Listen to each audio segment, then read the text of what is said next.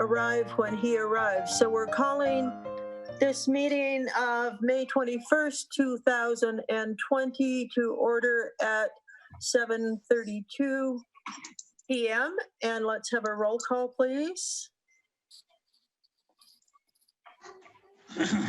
Tracy, we can't hear you. Yes. Hear me? There you are. Okay. Director Boyd? Here. Director Decker? Here. Director Harvey? Here. Director Loman? Here. Director Slater Carter? Present. Good, good, good. Everyone of the board members is here, and we have quite a few guests on this. I will ask both the visitors and the consultants and the board members and everyone else for a week for patience as we try and make sure everybody gets acknowledged.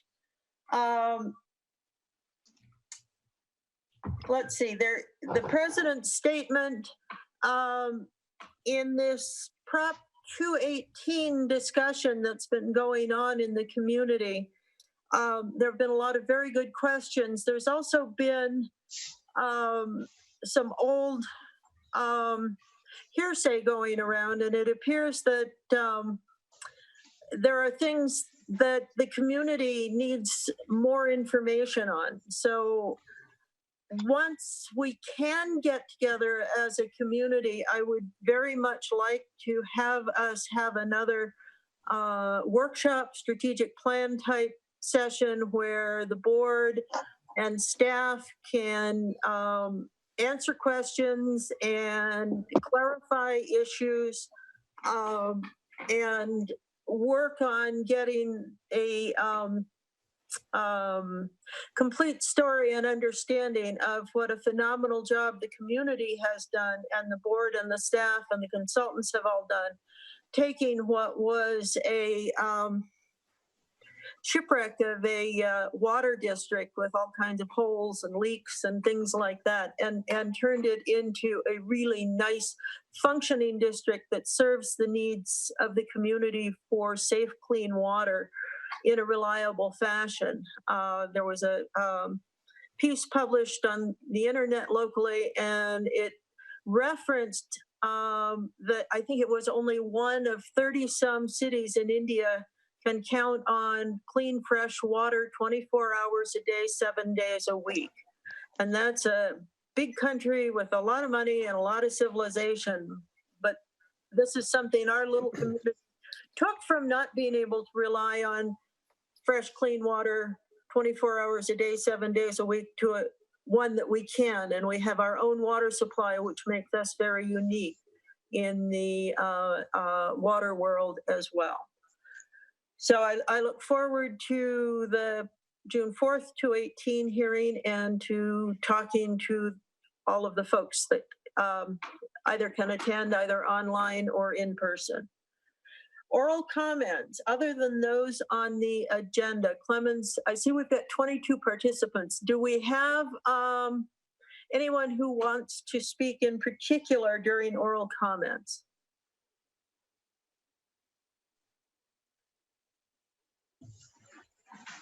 I know we had somebody who wanted to speak on item 2, but I didn't see any emails on speaking on oral comments. Do you want to ask if people want to raise their hand?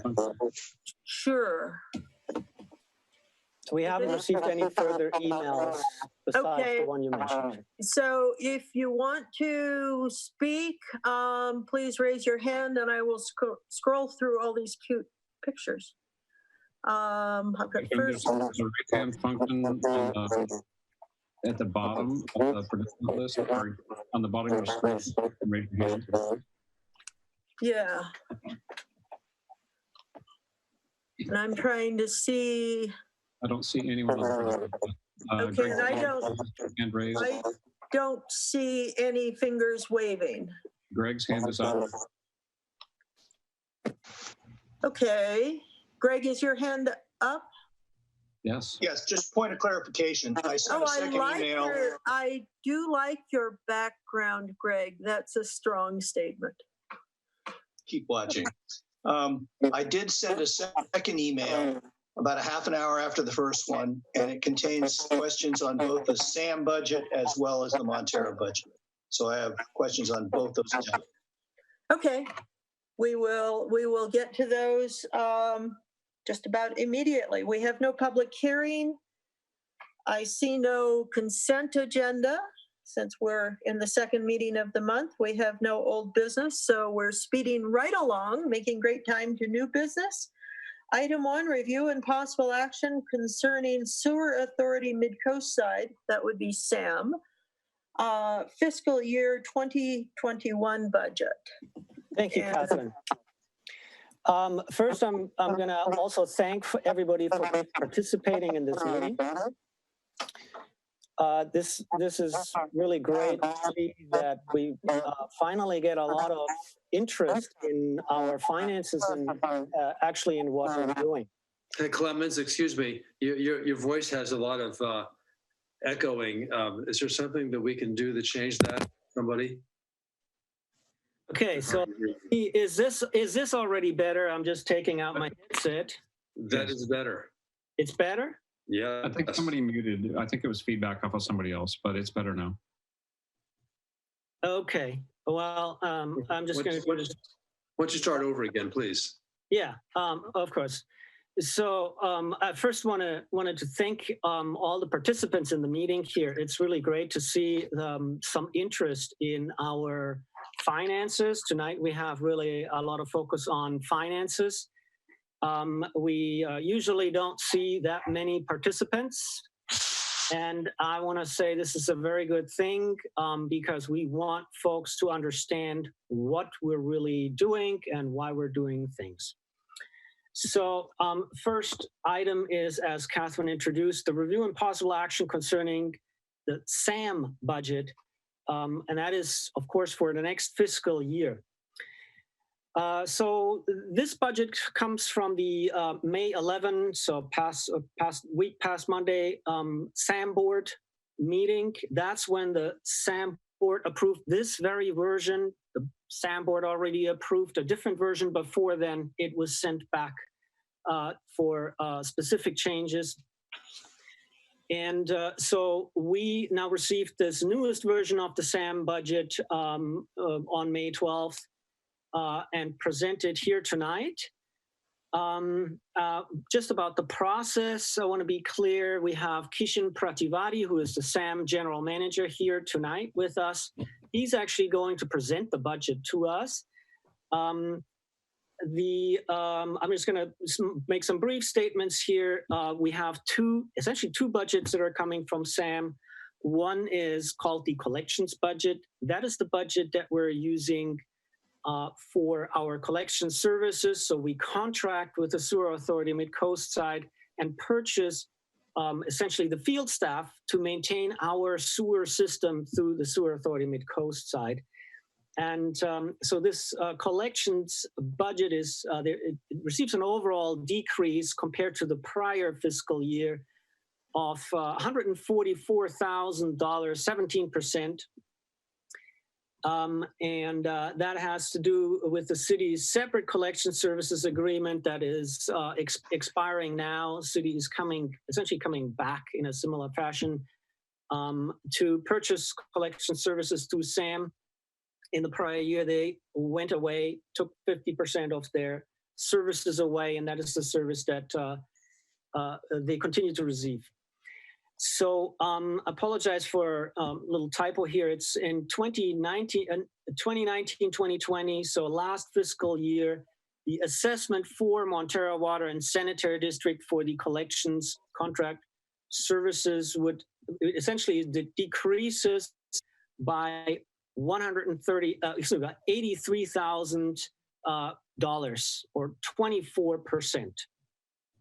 So that's one side, that's the collection side. We see a decrease somewhat significantly of $83,000. Then we have a general budget. This is really the main SAM budget. This is the budget that looks at what does SAM need to transport the sewage to the plant and treat the water, treat the sewage. And there, Sam is suggesting for the assessment portion to the member agencies that are financing SAM a decrease of the general budget of 1%. That is roughly $100,000. So the total Sewer Authority Mid-Coast side budget is $7,300,000 roughly. It contains a portion of that is what they call an infrastructure division budget. So that's a capital improvement program, essentially. For this next fiscal year, Sam is asking for roughly $2 million, $1.975 million. So that's included in the $7 million of the overall budget. Our assessment would increase, it's a slight increase of 4%. That amounts to, the increase alone is $55,000. So the budget that we have in front of us is essentially asking for a contribution for the next fiscal year from Montara of $1.584 million. And once more, we have Kishan here, who is, I'm going to hand the word over to him very soon. He's going to walk us through the budget and is available for questions. There's actually there's more SAM staff available that helped in the preparation of this budget that can address any question. Our purpose here for Montara is really to take advantage of Kishan and the rest of the SAM staff being available for questions. So we're bringing this item up not really to make a decision tonight here for Montara. This is for information discussion only at this point. And we plan to bring the draft SAM budget back for consideration of approval at the June 4 meeting. With that, I would like to hand it over to Kishan, who is going to share his screen and walk us through the SAM budget and present really the numbers in the budget. Kishan. Thank you very much, Clemens. At the outset, I would like to thank the Montara board and Clemens, you for giving us an opportunity to present both the budgets. And I have 2 PowerPoints. One is for the general budget and one is for the collections budget. And with your permission, may I share the screen, please, Clemens? Yes. I believe you can share screen. Says host disabled participant screen sharing. Clemens, I think you need to give permission. It's not allowing me to do that. It says. Okay, got it now. You got it now? I got it now. Okay.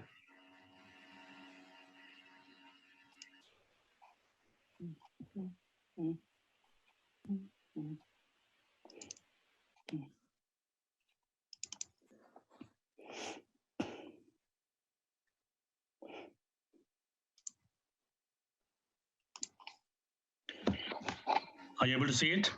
Yes. Okay. Yes. Very good. Yeah. Yeah, at the outset, I'd like to mention that the general budget was prepared by getting assistance from management partners. We have Hussein and Mandy from management partners who assisted Sam in this budget, and they're also present here to help me with any questions. And the collections budget was assisted by Dan Child from Wastewater Management Specialists Company, and he is also available to answer any questions. So we will first start with the general budget.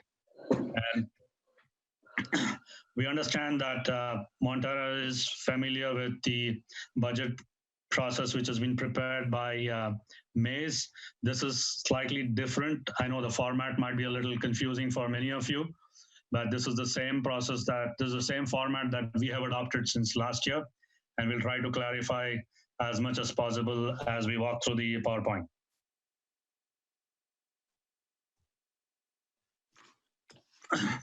So the highlights for the budget are that all authorized positions have been included in the budget. We defunded two vacant positions in the budget compared to last year. That was the accounting technician and the engineering and construction contracts manager. We've assumed that all applicable merit step increases are one step, and these are included in the budget. The vacant positions, which is only one vacant position as of now, has been budgeted at mid-step, and that is the utility worker, which is vacant for now. There has been a decrease in health benefits by about 61,000, primarily because of an overestimation in the last year's budget. The retirement cost budget has been increased by about 25,000, mainly due to an underestimate from the last year's budget and due to a COLA increase. And just to give you a summary, 2 employees retired last year along with the general manager who left, and all 3 of them were classic PERS, while they've been replaced by staff who are PEPRA or are non-classic. So the contribution to CalPERS varies depending upon classic or PEPRA. And 3% CPI, which is the COLA increase due to non-personal costs, have been added due to actual or anticipated events. So SAM board had adopted an infrastructure budget a couple of months back, and when we reviewed the general budget, we found that there was scope for reducing the infrastructure budget for 2021, and certain changes were made in the capital budget, and we reduced about 660,000 and decided to defer some of the projects which was approved by the SAM board, and these have been put together in the slide wherein certain projects which are important but not urgent could be deferred to the next year. So this is a pie chart giving an expense by category of the 7.44 million of the SAM budget, wherein a large part is on the wages and benefits, which contributes about 30%, about 2.2 million. The next highest is the infrastructure, which is about 27%. And then you have all other expenses, which includes utilities, insurance, maintenance services, permits, and other categories. And finally, the legal and professional services, which is about 18%. So this is the operating expenses by category without the infrastructure, just giving you the same details on the wages and benefits, other expenses, and legal and professional services. This gives you an idea about the staffing information presently at SAM. This is without including the collections crew. So this is the staff required for the administrative services, operations and maintenance, and environmental compliance. So this is a total of 12, out of which 1 is a vacant position where you see the utility worker is vacant. And you also see that 2 positions have been defunded, which I've spoken in the past. That is the engineering and construction contracts manager and the accounting technician. So 5 employees are scheduled for step increase and 6 employees are already at the top step. That means in the forthcoming years, they would not be having any increases. So as informed earlier, the vacant positions are budgeted at mid-step. So this is a glimpse of a change from last year's financial year 1920. There is a change in the wages and benefits by there's a reduction by 10% due to the defunding of 2 positions. There's an increase in legal and professional services to the tune of 55%. Operating costs, there's an increase by 6%. Infrastructure, as informed to you earlier, there is a decrease by 21%. And therefore, there's an overall decrease in about 2% in the general budget.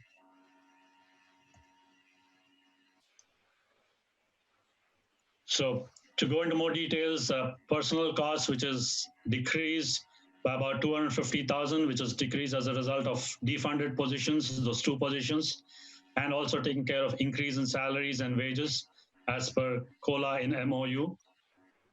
The legal services, there's an increase as a result of ongoing and potential legal cases And this was under budgeted in the prior fiscal year. And after that, we came across a couple of lawsuits and therefore had an increase in the legal services. Therefore, this time we have accounted for the increase and planned for it hopefully properly. Engineering services, there's a net increase in about 83%. Professional services, there's a net increase is driven by year-to-date actuals, which is about 345,000. What had happened last year was the engineering services or the professional services was also added part of it to the infrastructures. And therefore, now we've separated out the engineering services from the infrastructure budget and added from the general budget and added it separately to the capital improvement or the infrastructure budget. The professional services increase is primarily based on the year-to-date actuals, wherein we've hired a couple of consultants, and therefore there's been an increase in costs. Insurance premiums are increased due to the under budgeting in the prior fiscal year. Building and maintenance services have been increased, driven by the year-to-date actuals. Equipment net decrease is based on anticipated replacement needs. We don't need to rent out so many equipments, which we think, as we've done last year. And all other operating expenses are increased due to the CPI and other adjustments. Now, some of the major vendors who contribute to the legal and professional services details, and this is year-to-date spent as of end February. That's when we finalized the budget. We had Calcon Systems who take care of our equipment maintenance, both at the plant as well as the pump stations, which Sam owns. Then we have, we have wastewater management specialists who have been hired to provide ongoing improvement at the treatment plant. And then we had general counsel increased by about 75,000. That was basically due to a lawsuit from Environmental Research Foundation, ERF. We had accounting services from management partners who had helped us with the audit services to complete the audit for 2017, which was brought to the attention of the Montara Board of Directors in the last meeting. We had Edgecombe Law Group who had assisted us with the ERF settlement. That was another unplanned general counsel which happened last year, or rather present financial year. Building and structure maintenance, we had to procure certain equipments from Evoqua Water Technologies for certain skimmers. The general counsel who contributes about 35,000. And then we have outside lab analysis and RF McDonald who takes care of servicing of the boilers and heat exchangers. These are some of our major vendors in the legal and professional services.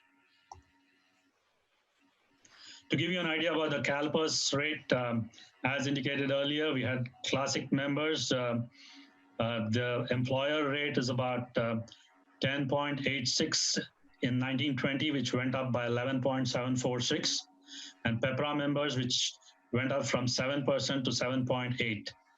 But since the classic members reduced, as I told you that two employees had retired and the GM had left, and all of them were classic members, got replaced by PEPRA members, and therefore the increase was not did not play that much of an effect. So the total payment for unfunded liability is changed from 213,000 to 198,000. Now coming to the assessment for the agencies, member agencies in particular to Montara, the assessment is 22%, which amounts to about 1.5 million. And that, if you compare it to what it was last year, in 1920, Montara had about 1.52 million as assessment. And right now for 2021, what is proposed is 1.58, which is an increase of about 4%. And this assessment is based on historical flow allocations in the last year, in the last calendar year. So you would see that there has been a slight increase in the flow from Montara from 20.62% in 2018 to 21.69%. And this is the flow which has been, which has occurred during the entire calendar year of 2018 and calendar year of 2019. And therefore, there has been an increase in the assessment. That's it for now. We can either go back to questions and discussions after the collections budget, or I can take it up now, whatever you prefer. Do you suggest I go to the collections and then answer questions all at once? I think that's a Yeah. good idea.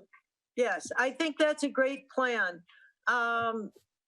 So, and folks, let's write our questions down because this, otherwise it's going to be a slower process. So yes, let's go through collections and explain the difference, please, between what collections and the SAM plan is, because we have a lot of folks who may need more information on this. Sure, I will.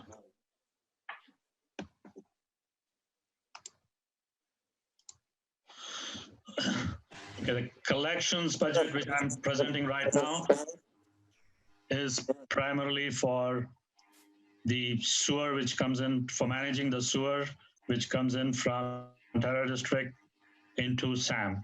So it is the collection process. That means it is for the entire entire sewer, managing the sewer and maintaining the lines of SAM. I'm sorry, maintaining the lines of Montara, and also maintenance of the 13 lift stations owned by MWSD and about 23 grinder stations, which SAM's responsibility is to maintain these things. Okay, and the previous budget which I presented is the general budget, that is for the functioning of the SAM. Some functioning of SAM for its assets, which is primarily the wastewater treatment plant and the 3 pump stations which SAM owns, that is the Portola pump station, Princeton pump station, and Montara pump station. So this, the general budget is a part of the Joint Powers Authority, and therefore the assessment was based on flows. While the collection contract services is not based on flows, but I'll come to that in detail as I present to you the forthcoming slides. So this collections budget primarily has been based on a model which was done for Half Moon Bay last year. The same model has been adopted. Now, it is assumed that all agencies will now have a minimum of 50% of their lines cleaned on an annual basis. What it means is that once 50% of all systems have been cleaned each year, but for all the 3 agencies, SAM staff is then going to coordinate with the member agency managers to identify the most critical work to be performed in the remaining amount of time. So the way this budget has been created is total costs were calculated, including services for line cleaning, the lift station, routine maintenance, fog inspections, which is the fats, oils, and greases inspections wherever applicable, hotspot cleaning, emergency responses, and the USA markings, which is primarily dig alert, and then reporting and related meetings. So these costs were calculated for each agency and directly calculated into the budget. The hotspot and line cleaning costs were considered at 1.44 per feet. The last year's cost was about 1.4 per feet, and therefore we added a 3% COLA increase, which came to about 1.44. And then the cleaning cost was proportionally divided based on the percentage of total linear feet owned by each agency. Just to give you an example, to make things simpler, if it was 1,000 feet of line to be cleaned by SAM for all the 3 member agencies, if Montara's had 500 linear feet, then they would pay for 50% of the cost for the cleaning costs. And if Granada was 25 and Half Moon Bay was 250 and 250, they would pay for 25% and 25% respectively. So it is a percentage of the total linear feet owned by each agency. So the collection staff, the maintenance staff is primarily 4 persons. We have 1 lead collection worker and 2 collection workers who do the flushing of the lines. And then we have 1 maintenance mechanic who takes care of all the 13 lift stations and the 23 grinder pumps, which are owned by Montara. So all these 4 employees are part of the collections budget. And these 4 employees are scheduled for step increase. These are all in the PEPRA category, like I mentioned earlier.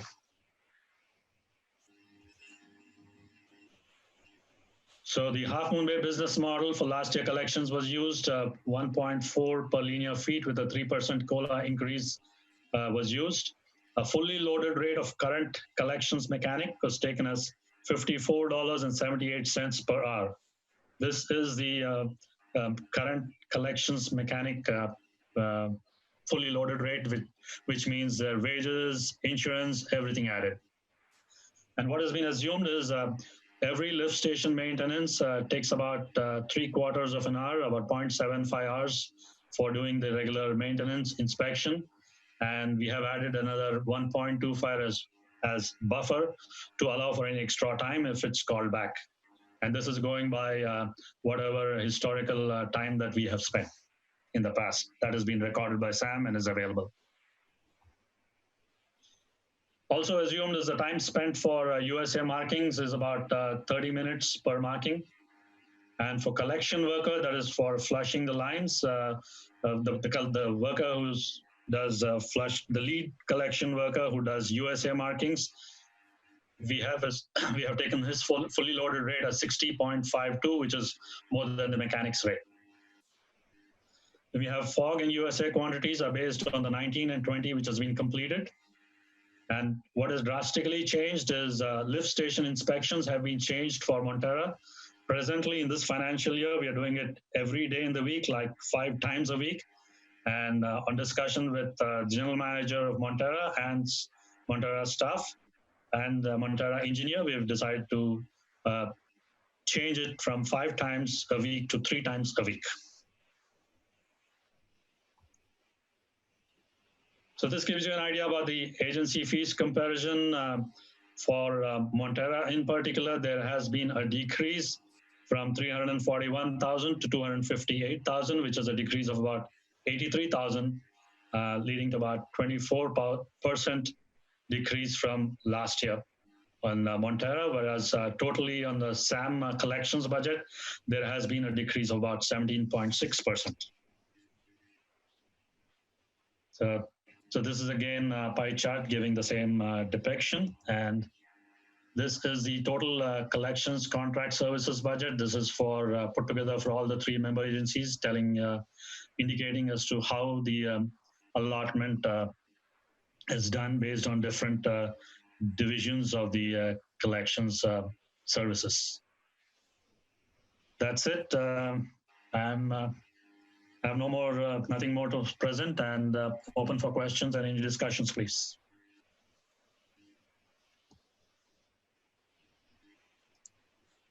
Okay, I can come back to the slides as and when required if there's any question particular to a slide. Okay. Catherine, you're on mute. Pardon me? I was telling Catherine she's on mute. Yeah, Oh, sorry, guys. I have questions on chat. My thought was I would go through the questions on chat and read them. Clemens, you can answer them, or Keishan. And then I will look for people with their hands up or with the button pushed. And when we're all done with the public questions, we'll close the public questions and go to the board for questions. So the first question I see is from, Sid Young, and it was about the 2018 audit that had not been provided yet.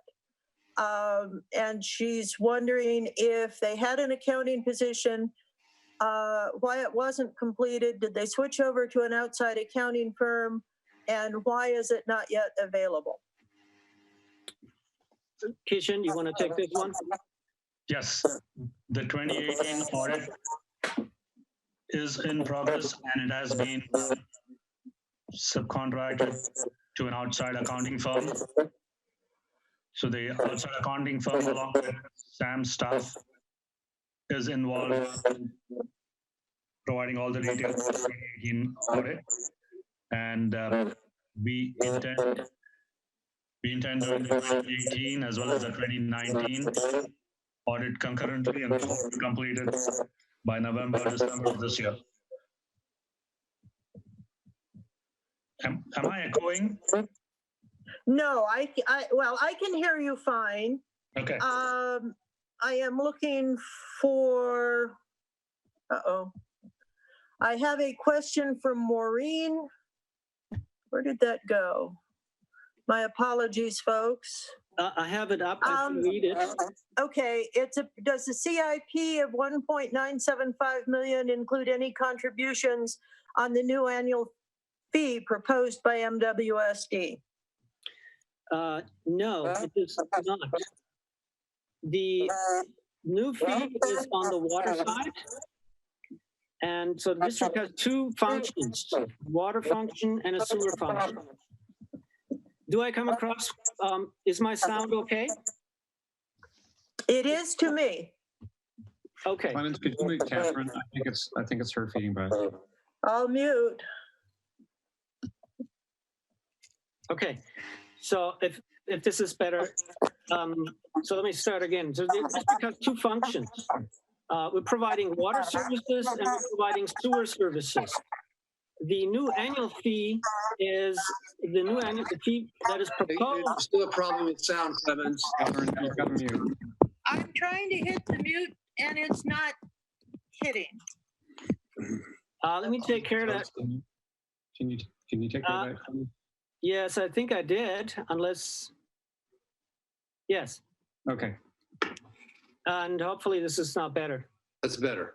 Okay, so let me start again. Two functions that the district is taking care of. We're providing water services and we're providing sewer services.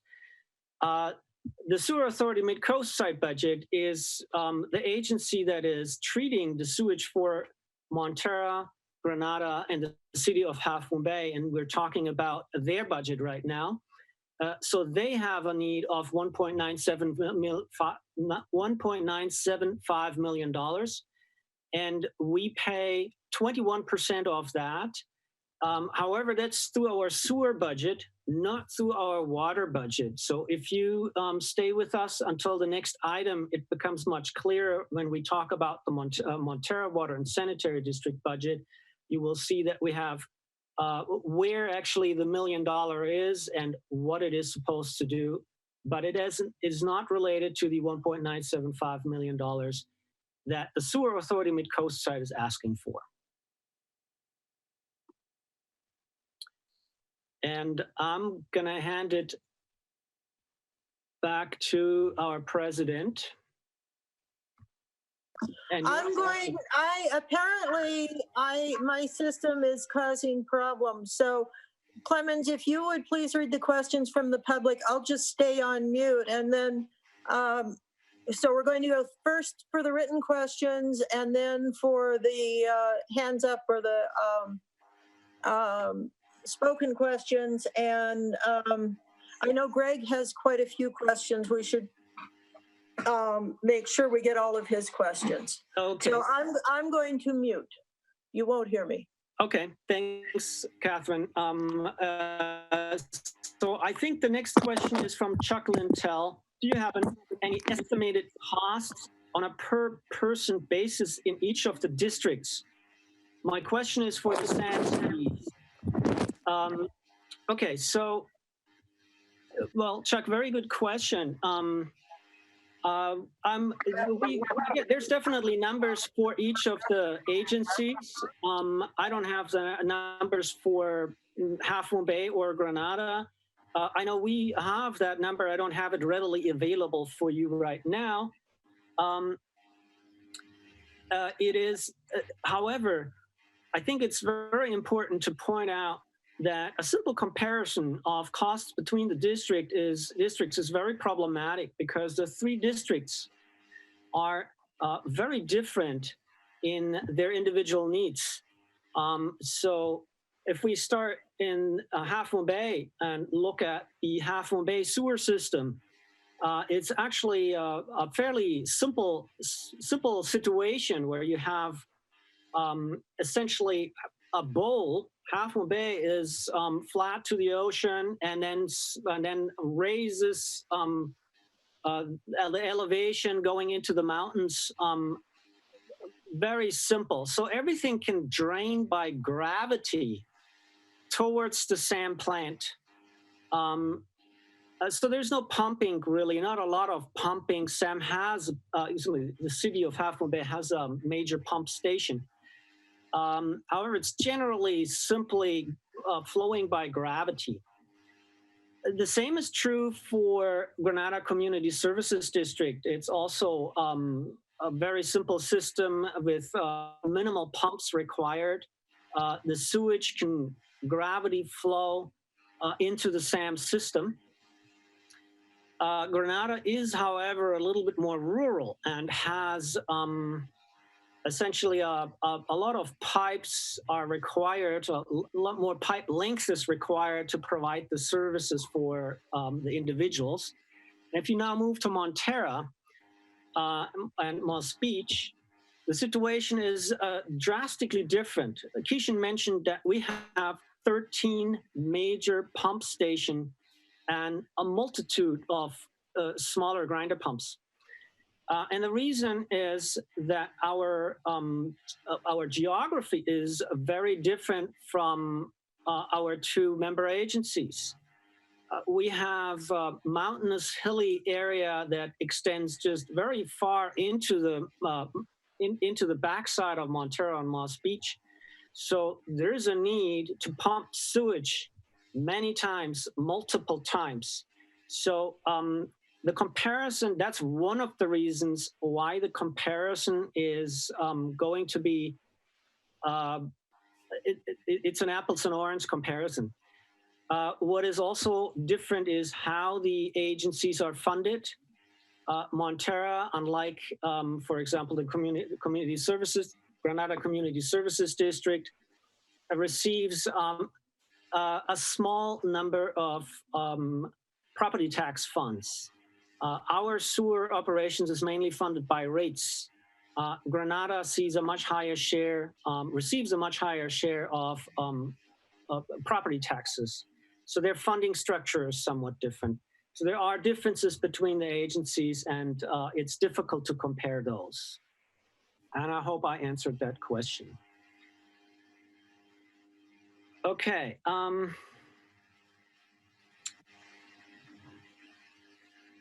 From Sid Young, are the collections now outsourced for all districts?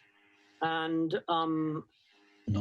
the answer is, I hope Kishan gave the answer, and that is mainly no. The main services for all three agencies are now provided by the Sewer Authority Mid-Coast side. And that is, I am very happy about that, and I want to thank SAM's staff for achieving this and helping achieving this. That, in my opinion, this is now a fair share between all three agencies, where all three agencies receive the same percentage of services and use SAM. Share SAM, I think, on a very fair way. The available share the available staff time. I hope I answered that question now. I do not see any further written questions here. If that is not, if I'm wrong, please let me know. Otherwise, I'm going to hand it over to Catherine so that she can ask for further questions from anyone who is on the phone. Okay, I see Greg has his hand up, and scrolling down, I don't see any other hands raised. So Greg, why don't you, oh, and I see Maureen Lemon. So Greg, why don't you start with your questions on Sam, and then we will go to Maureen when you're finished, and I will put myself back on mute. All right, thanks. You know, this was a lot of information to digest in a hurry, and I was wondering when we could have gotten it earlier. Did you say you received this stuff on the 12th? I said I received this very version of the budget on the 12th. There was a different version that was actually adopted by the SAM board on the prior meeting. But I think I've seen the first version, and Kishan can help me with this, but I think I've seen the first version of this budget, I mean, months ago. All right, well, I don't need a further March. explanation. My question is, you know, is really, can we get it earlier before we have to comment on it? Because it caused at least me some confusion, and I think you might have answered one of my questions. When I first looked at it, it looked like Montara was paying more than any other agency for SAM services. And then I realized that was just the collection budget, okay? And so my question is now narrowed to, and I think you're gonna, this is an easy one to explain, but why is Montara paying more than anybody else for collection? And then the related question is, remember all those discussions where it looked like Half Moon Bay was getting their own collection services and we might have to form our own collection team and all that stuff. Is that all gone away? Is that what you were just saying? That all that issue is now an integrated collection service for all 3 member agencies? So to the second part of your question, it is currently on, like I said, it's a fair, in my opinion, a fair share between the agencies. It doesn't mean that the agencies aren't outsourcing some of the services. So if we wanted, for example, some additional line cleaning, we could look at that. But for the next fiscal year, we have an agreement to purchase share the amount of services essentially based on, you know, the needs in the system, the length of the distribution system, and share it that way, which I believe makes really a fair contract. So can any agency consider outsourcing at any time? This is a contract that could be had with anyone who can provide the services. Why we're not doing this is really related to the after-hour emergency response that SAM is providing, and that is really coming through this collections contract. While it is fairly easy to look at the, you know, dollar number in cleaning per foot and compare that with another agency, and you know, simply say, well, is there savings to have, yes or no? What needs to be considered that with all of this, what SAM really does, it allows SAM to have the staff to be able to respond to an emergency in any of the 3 agencies. So that's really kind of hidden in this budget. All right, but the key part of that question is, why are our charges higher? I could answer that question, Clemens, for you. Of course, please. I know Yes. you can. Yes, Greg. The costs for Montara are higher compared to the other agencies, primarily because Montara has more number of lift stations. The service requirements are more, like Montara owns 13 lift stations and 23 grinder stations, just to give you an idea, while Half Moon Bay has got 3 lift stations and Granada has got only 1 lift station. So the amount of time required for the maintenance mechanic to spend is going to be a lot more. Yeah, I get it. I just wanted to be sure that was it. Okay, are these 2 budgets independent? In other words, when we're looking at these numbers, one does not include the other. They're 2 separate sets of numbers. Yes, sir. They are totally independent of each other. So then Clemens, a question for you and maybe Peter is, why is there only one line item in our sewer budget? Shouldn't these be broken out in terms of projecting and analyzing our costs? But that's a nit. If you're looking, A different. if you're looking at the Excel version, you see this broken out. You're looking only at the cash flow summary, then it's one line item. Right. Okay, I see. Okay. I also want to a little bit disagree with what Kishan just said. I think it is, that this is an opinion, but my opinion is that the collections budget is somewhat tied to the general budget. I'm not saying that Kishan's answer is wrong. The accounting and finances are completely separate, but of course it is SAM that is providing the services. For example, the collections budget is related to the general budget. Let's assume that no one buys collection services from SAM. The collections budget goes completely away. Yet the staff people that provide the emergency services still need to be paid. So this would simply roll into the general budget, or at least some of those costs. So Kishan is right when he says the numbers are completely separate, but there's a clear relationship between collections and general SAM budget. Yeah, I was looking, Greg, I was thinking in the lines like, for example, administrative staff. We have administrative staff who help out for the treatment plant as well as for the collections, but we are not adding those costs to the collections. So we're keeping them separate. I got it. I got 4 more questions, and 2 of them are related. I was wondering how SAM can do without the 2 positions you just defunded. And I was wondering if that and maybe Dan Childs are part of the increase in professional services on page 10 of the budget detail. Is this shifting funded full-timers to contractors? What's going on there? Yeah, the answer to your first question, Dan Child's contract is totally separate. It is different from the defunding of engineering and construction contracts manager and the finance person. The contract was given to Dan even before we defunded these positions, so they're separate. Okay.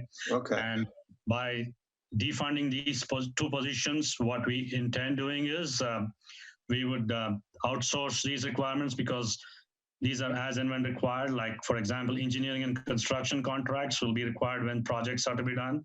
And we thought it would be better to outsource this to a consultant rather than having a separate staff in-house. Okay. Okay. And as far as finance is concerned, we do have a finance officer on staff, and the finance officer, along with the outside accounting firm, will be able to satisfy the requirements for SAM. Okay, 6th question. How can environmental compliance costs decrease by 40%? That seems to go against an industry trend. Okay. It is not the correction, Greg. It is not the environmental costs. The entire general budget has been divided into 4 divisions. You have the administration, infrastructure, then you have the environmental, and the operating costs and operations. So the environmental division is the environmental services division costs has decreased. So we are not compromising on any environmental requirements. It's only that the lab costs and other costs related to the environmental was overestimated last year. So what we did was, at the end of the 9-month period ending February of this year, we took a stock of what was the amount that we expended for the environmental compliance, like lab costs, NPDES permit requirements, and we found that it was overestimated. So therefore we reduced it. So we are not making any compromise in any environmental requirements. Okay, the last question is 2-part.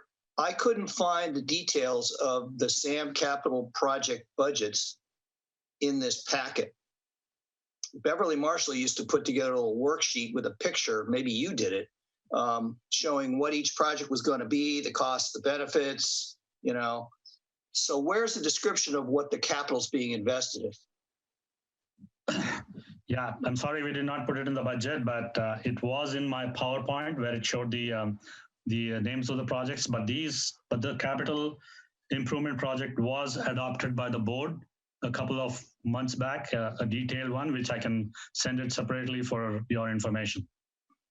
Yeah, I did see the slide where you crossed out some things, but I would also like to see, little sheets for each of the projects explaining what the payoff is, why we're doing them. Yes, I guess you'll be able to see that in the adopted budget, adopted capital infrastructure budget, which we had done a couple of months back. I'll get all of that and send it over to Clement so that he can pass it on to you. Thanks for your time. Thank you. Okay, I'm gonna unmute Catherine. Thank you. I wanted to say to Greg and the other members of the public that the SAM budget is a public document and it is a long process. There was a comment made on a online coast-side publication about the SAM board passed its budget in 9 minutes.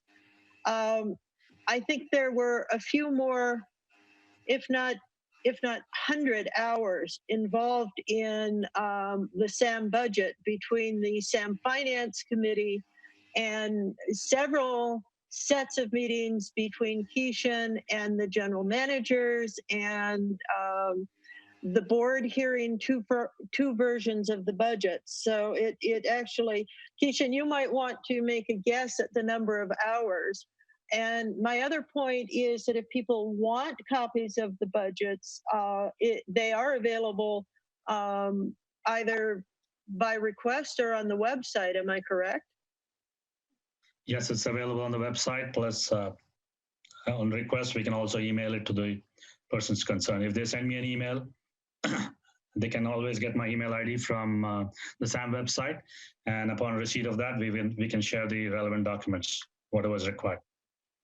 And people can get put on the SAM agenda mailings, correct? So that they can get the agenda at the same time the rest of the board does.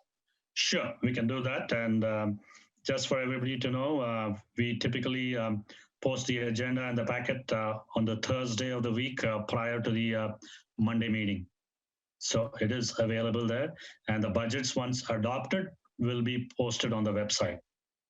Till then, it's a draft, so we don't normally post it on the website. And how many hours do you think Sam and the board and the finance committees have and the managers have spent on this? Rough guess. Right. Just rough. I don't know. That's difficult. But Just yeah, lots of hours. Yeah, we started from February. We started in February. February, March, April, 3 months, and several meetings of the finance committee. And we had literally 3 meetings with the member agency managers, different iterations, different ideas were received from the member agency managers. So we had to revise our budget and got back to them again for discussions.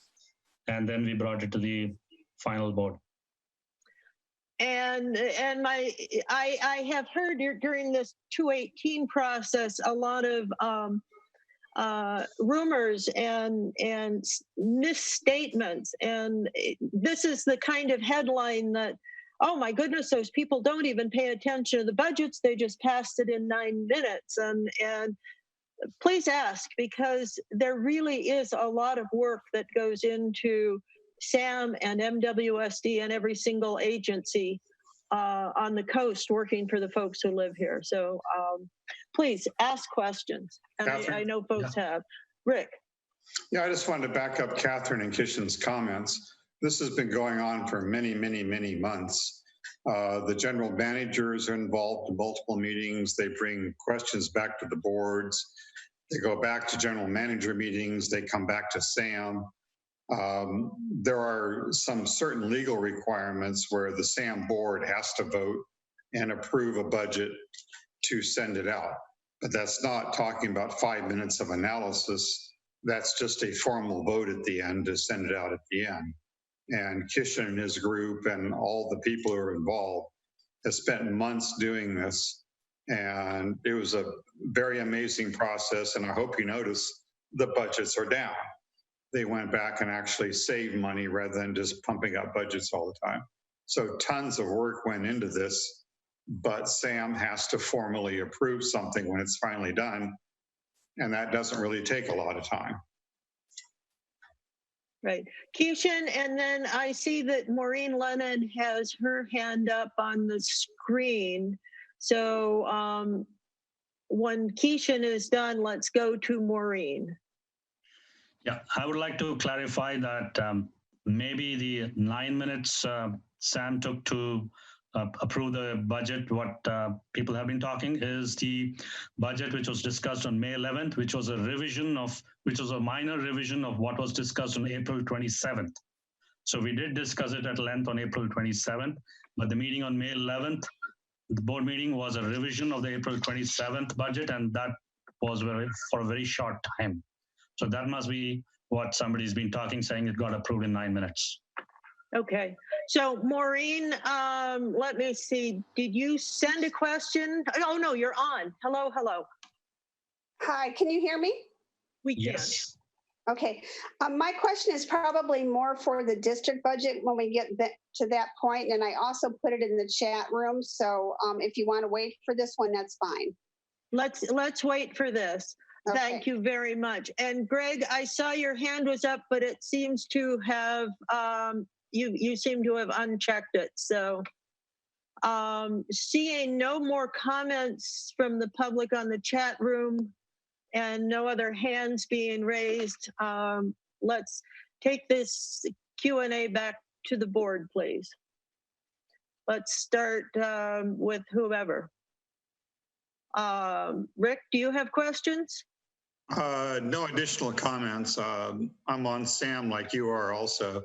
So we've been following this budget process for months and months. So I'm happy with where we are right now. Thanks. Okay, Scott?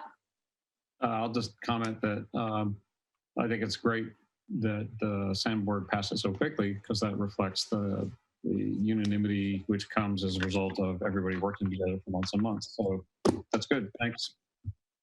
Peter Decker? I thank Keishan very much for taking this time, and I appreciate this budget, which I've seen already months ago. I just want to say in conclusion that, in fact, Montara Water and Sanitary District is saving $27,686 as compared to last year. So we're paying less this year than we contributed last year. Jim Harvey.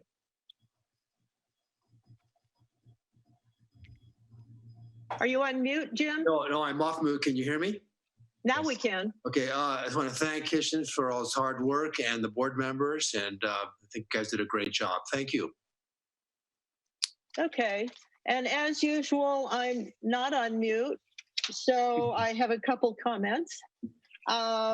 One is pointed both at Sam and at MWSD, and that is when you see the fees that we are paying to Waste Management, Dan Child. Dan was hired because Sam was in a critical spot. For the past, I don't know how many years, I will start with 2009, because that's when the SAM board had a report done on the conditions of the system. A lot of recommendations either went unattended to, talked about but not funded, or in many cases, Sam's staff, which is phenomenal, was able to use the old proverbial baling wire and chewing gum, and they actually upgraded to duct tape, and I think once in a while they got to buy some gaffer's tape too. But they have stuck that system together in ways that, we just had a tank clean that is supposed to be clean. Help me, Keishan. Digester.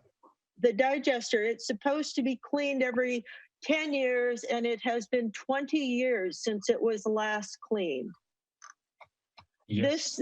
This was an amazing, it should go in the Guinness Book of World Records if there were such a record for an amazing crew. This is where a lot of the things that get flushed down the toilet that shouldn't be end up at, and it's just it was packed solid. It was just amazing. But I'm saying that because SAM and any agency, any public utility needs to be taking care of things in a timely fashion. And sometimes it even costs more, but it seems. But when you're paying for it 10 or 15 years later, it's costing you even more money. And then you've been running the risk of having things break. And when things break, then you've got regulatory agencies who come in and they start telling you new things that need to be fixed that you thought you could maybe postpone. And they also, things cost more in today's dollars than they would have a couple of years ago. That said, we just had at SAM a test on one of our pipes in Princeton run. And it was amazing. It's a 40-year-old pipe with a 40-year-old lifespan expectancy, and yet it's in very, very good shape. And I believe, Keishan, it was said that pipe might last another 30 years. True. The environmental impacts on it that could have happened have not. And so that's one of the problems with technical lifespans on equipment is sometimes things actually last a lot longer. And so the real key is to keep an eye on and have the crew evaluating the condition of pipes and pumps and all that stuff so you can fix it before it breaks, but just before just after it starts needing to. It's the highest efficiencies. So my thanks to everyone at SAM, because you've been doing a remarkable job. But our costs are going to be going up. A lot of stuff has been ignored and put off. And so we're going to be having to fix it. There's no getting around it. One of the costs of civilization is infrastructure, and one of the costs of infrastructure is that the people who use it need to pay for it. And I will say to Mr. Lintel, one of the differences in the per connection costs between Montara, Grenada, and Half Moon Bay is that we don't have a whole lot of commercial to underwrite those costs and to share the cost burden with the residential. So most of the burden in Montara and Moss Beach is on residential. One of the other things we have noticed for our own, which we will be talking about in a minute, is that we base our sewer rates on your water consumption, and a fair number of houses have been switched from residential, where they use more water, to Airbnb, where they use water maybe only on the weekends or occasionally. And so those sewer fees are going down, but the cost of running the system is consistent. So in order to have the system, the people who live here, we get to enjoy maybe not so crowded during the week, but our rates for our infrastructure will go up. And that's sort of the way it goes. If we were to be consolidated with other districts, what would happen would be there would be district rates, and we would pay the same or more because it wouldn't be a blended rate across the entire coastside population. So anyway, thank you very, very much to the SAM crew and management and accounting and everyone else. And guys, you can come down and tune into the SAM board meetings, and you can join us on Zoom too. It's always it's a good understanding of what it takes to make this coast side work. So thank you very much, and let's move on to the next item, which is the review and possible action concerning the draft fiscal year 2021 MWSD water and sewer budget. Thank you, Catherine. But I just want to comment a little bit on the process for this item, just so that the public understands when we're taking questions and what we're doing right now. I'm going to talk a little bit about the budget first. I'd like to hand the word to the Finance Committee then, who was directly involved in the development of this budget, for their comments. And we then have our accountant, Peter Medina, who has really the lead on most of this, who is going to fill in the details. That's going to be the presentation. After that, Catherine is going to take questions, and we're going to answer those. So first, I think it's important to mention, of course, this the crisis that we're in right now, right from the beginning.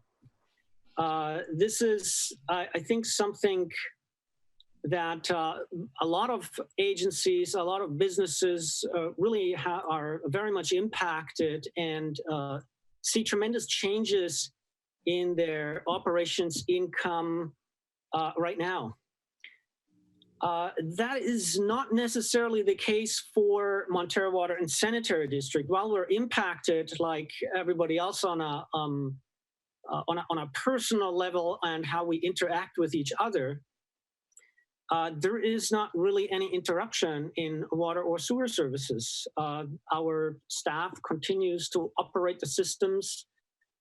We are seeing similar sales than before. It is a very constant water usage all of a sudden.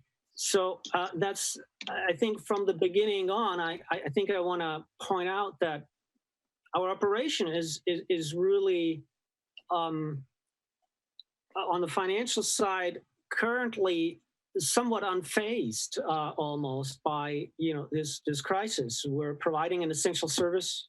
For us, not really a lot has changed, fortunately, I want to say.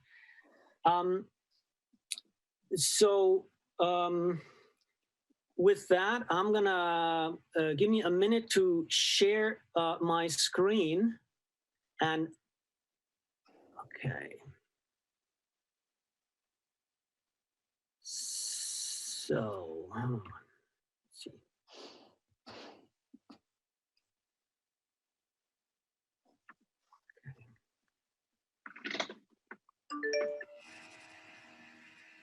Okay, share screen.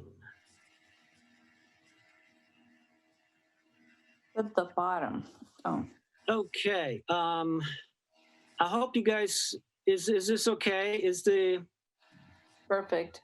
Perfect. Now I just have to find the right item. Okay. So this is still okay. Just for everybody's information, I can't see this chat screen right now, so I'm going to focus on presenting this, and we're taking questions later. Okay. So we're starting on the sewer side, following now, SAM really, which is the same topic, sewer side. And what we're looking right now at is essentially a cash flow sheet that is summarizing really everything that's in the detailed Excel worksheets that are actually attached to this report as well.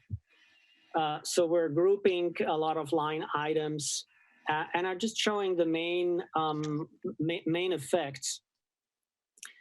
So if we're looking, and we're starting at top in the operating income, if we're looking at the first item, sewer service charges, that is really the rates that are collected in Montara and Moss Beach in the community that allow us to pay for most of the operation, most of our sewer needs. So you see that we are expecting an increase in our sewer service charge revenue. And this number is really calculated through a rather complicated computer system that looks at the past wet weather flows for each property and calculates the sewer service charge accordingly and summarizes it. So this is a somewhat exact number. And we applied the suggested 9% rate increase for the sewer service charges in this line item. You see that it does not equate to a 9% increase in revenue. And that is really due to how the flow is distributed through the various users. There's a minimum sewer service charge that kicks in if there is a premise, for example, like Catherine mentioned, that's not regularly used. There is a minimal flow. It's similar to standby charge. The system needs to be operating if the service is provided or not. So there's a minimum sewer service charge applies. That is essentially what we're looking at. The effect that we don't see a direct 9% increase in revenue. We have a number of other revenue sources from cell towers, from permitting fees. The other more significant source of income are property taxes. This is the district's share of the 1% property tax. And we're receiving one amount, and the current district policy is to share this amount 50-50 between water side and sewer side. So there is this is a little bit more than what we expect in actual property tax funds. There is also the Education Reimbursement Augmentation Fund, ERAF, which kind of holds back some of our property taxes and then distributes those as they're not needed anymore for the school fund. And so that is an unknown, unfortunately, how much money we get from this.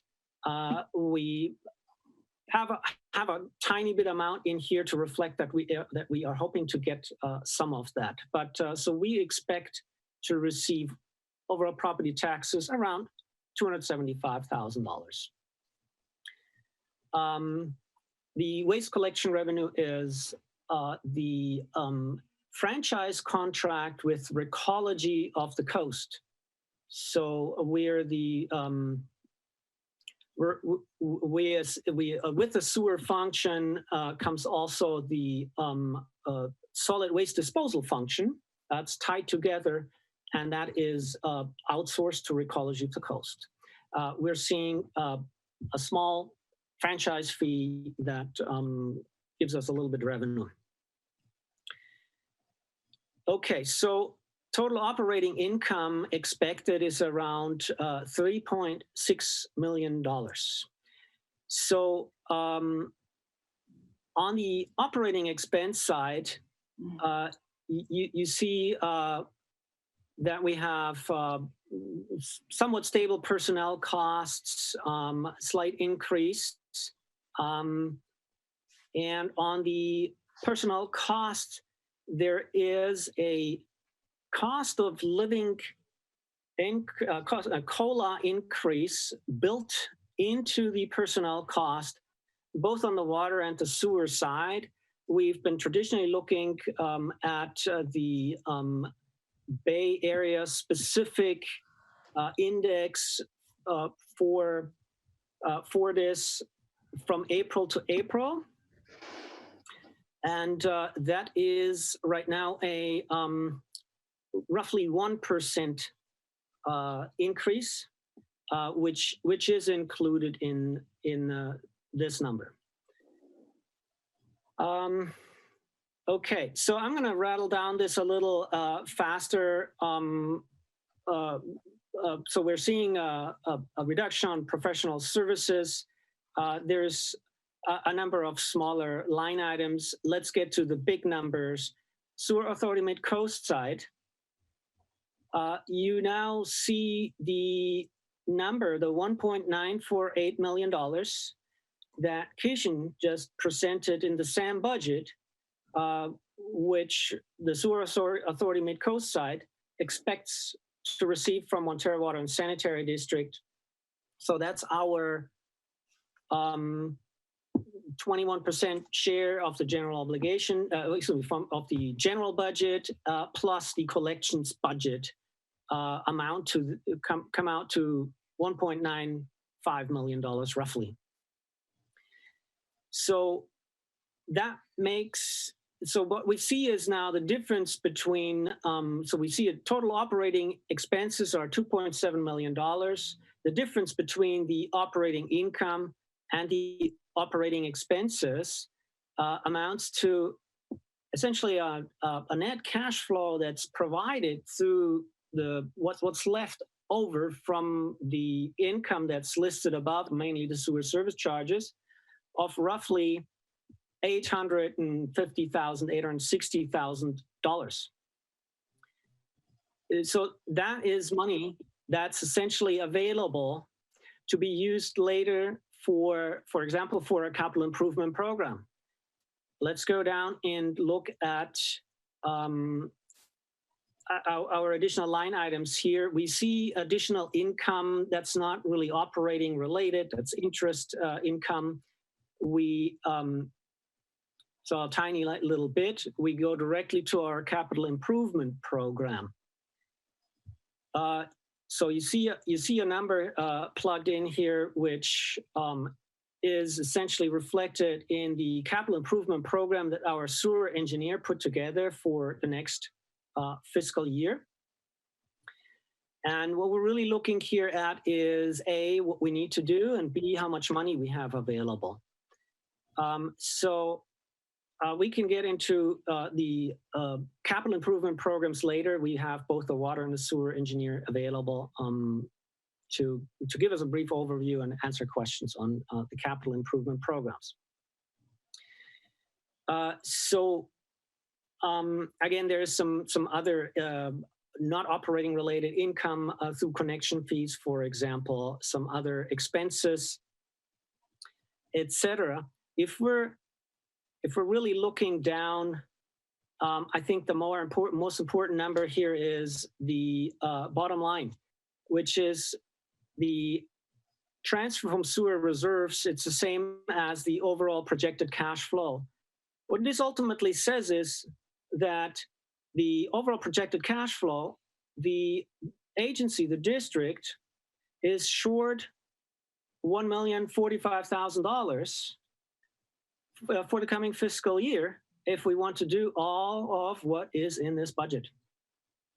So where is the extra $1 million coming from?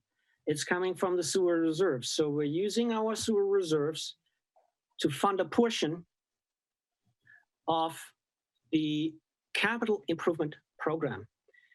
And so this is due to a project that this district essentially saved up for, set money aside. We've, since a long time, tried to implement this project. It's a two-phase project. We implemented the first phase, And now we have to secure a permit to do the second phase. And so that project is in our next year's capital improvement program as an option. So we set the money aside. We know we have to do this project besides other projects. It's included in the CIP as an option, meaning if we're successful in receiving the permit and we can start implementing this project next fiscal year, then we anticipate spending the additional, I believe it was around $1.2 million that we have in this budget here. So around 1.2, I believe, of the $1.9 million of the capital improvement program are for this one major trunk line in Montara. The rest of the money is essentially for pipeline projects at which we prioritize. It's essentially a risk assessment based CIP. So the pipe that needs to be replaced first, of course, is done. So there's some spot repairs, for example. So we're trying to get the most out of this money on the capital side. So I think what's really important is to note how the cash flow is $1 million short. If you look at this now and you subtract that $1 million, under normal circumstances, the district can afford around $1 million in infrastructure improvements, unless we want to, further reduce our sewer reserves. And if we implement this project, our reserves are getting close to the minimum amounts that we need for emergencies, for example. I'm going to continue on the water side briefly, going through the water sales.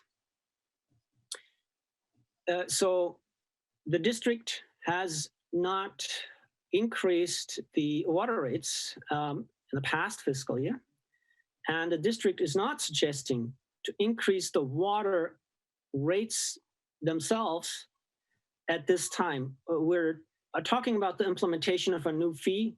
It's a specific line item that is going to show up later. I'm going to point it out. But the water sales alone, you see that they're decreasing by around 3%. This is ultimately due to conservation is one of the factors. That's the main factor here. We see every year that folks are replacing fixtures with low flow fixtures. We have a program. We are actually the agency that supports this the most on, at least for washing machines. We have a really good rebate program where we're actually able to give around $100 more than any other agency to support buying a washing machine that isn't using that much water. It's not only conservation in here, the reduction in sales. We're also entering a drought phase. This has not been really made, other areas haven't put a lot of focus on this right now because the reservoirs are really full and are expected to last throughout the summer season.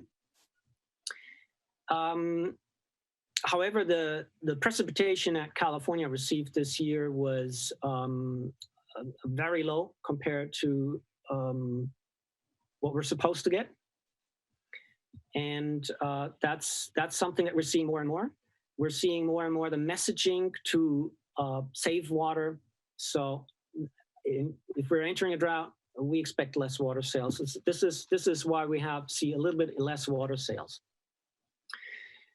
Other operating income reflects more or less the sewer side because it is shared between some items are shared, like cell towers, property tax. We see some income through fees. There is a program that we took in-house, our backflow testing program, which actually now produces revenue. Before we actually paid for the program, now we're receiving money for it since we have it brought it in-house some years ago. So on the water side, $2.2 million to the operating income. Our personnel costs on the water side are higher than on the sewer side, because that's where as it became clear through looking at the SAM collections contract, we outsource our field work to the Sewer Authority Mid-Coast side. On the sewer side, on the water side, we don't do this. On the water side, we all work with our own personnel, and that's why the personnel costs are somewhat elevated, somewhat larger than on the sewer side. The same increase is applied that I mentioned on the sewer side. So here comes our operations budget. This is we can look at the details later if there is a desire to do so. But the rest of the money is essentially what we need for pumping, supply, engineering support, other professional services, etc. So we're looking at operating expenses of roughly $1.9 million. So you see that the net cash flow provided by operations is, in this case, around $350,000. Last year, the situation was somewhat different. You see, it was only $81,000.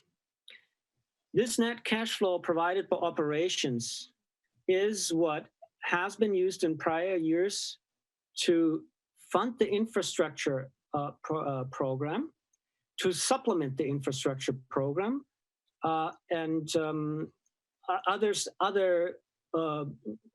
sources of funds for the infrastructure in the past were the GO bond monies, loans, grants, etc. That's how we were able to take the net cash flow provided by operation and essentially supplement it. The district didn't increase water sales in recent years. Before that, we had a 5-year span of inflationary increases, 3% increases. You see that 3% is ultimately conservation. It's eaten up by conservation. So a 3% increase in water sales, unfortunately, is not going to amount from in the same amount of money than in a prior fiscal year. It's always going to be less. So back to this net cash flow provided by operations, the $350,000 ultimately go into this capital improvement program of $1.1 million.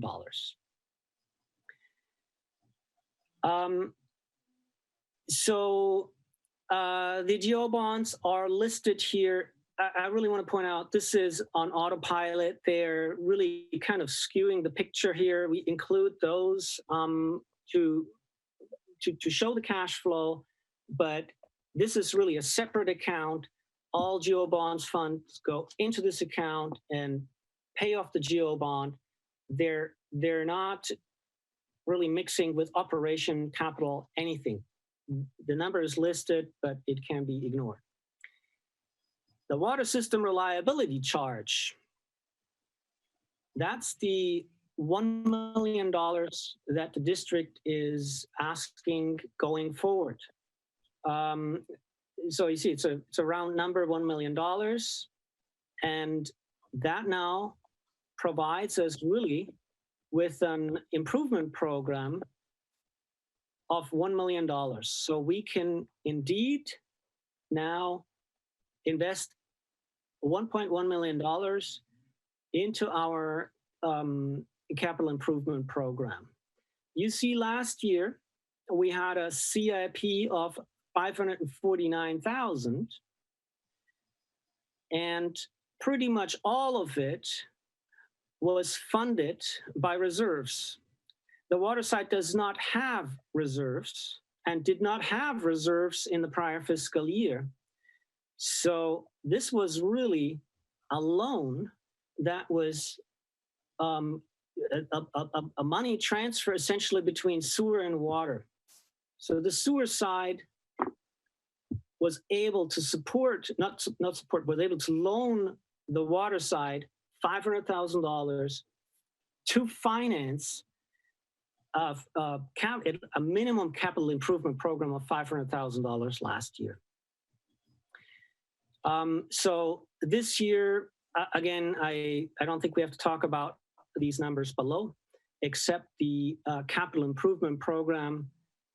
So we expect ultimately to be able to spend around $1 million in capital improvements next fiscal year if the $1 million, the suggested $1 million water system reliability charge is implemented.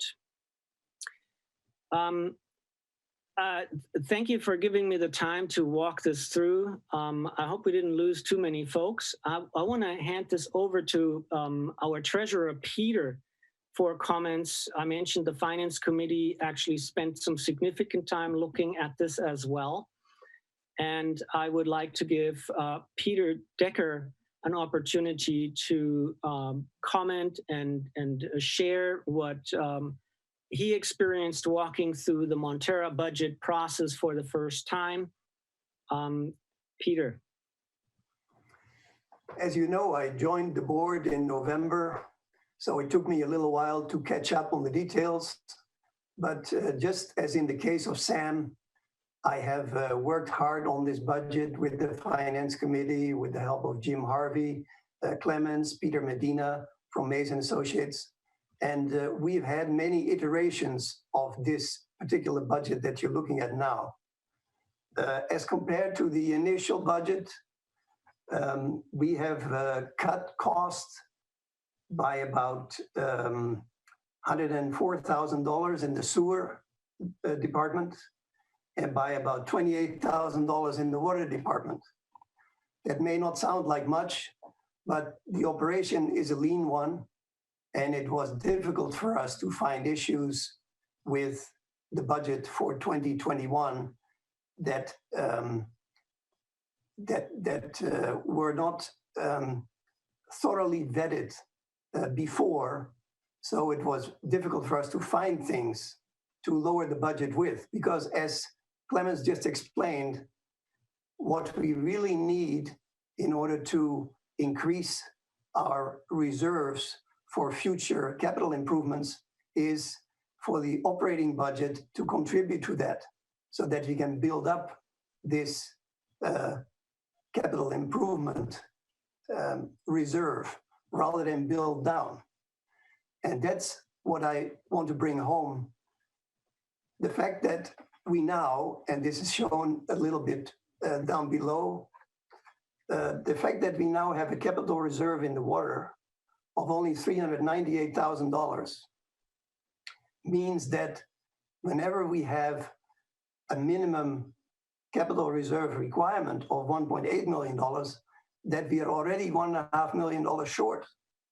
And this is not improving with the present cash flows in any form.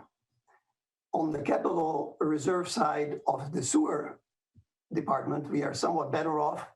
We have a $3.9 million reserve there with a minimum capital expenditure budget of $3.1 million.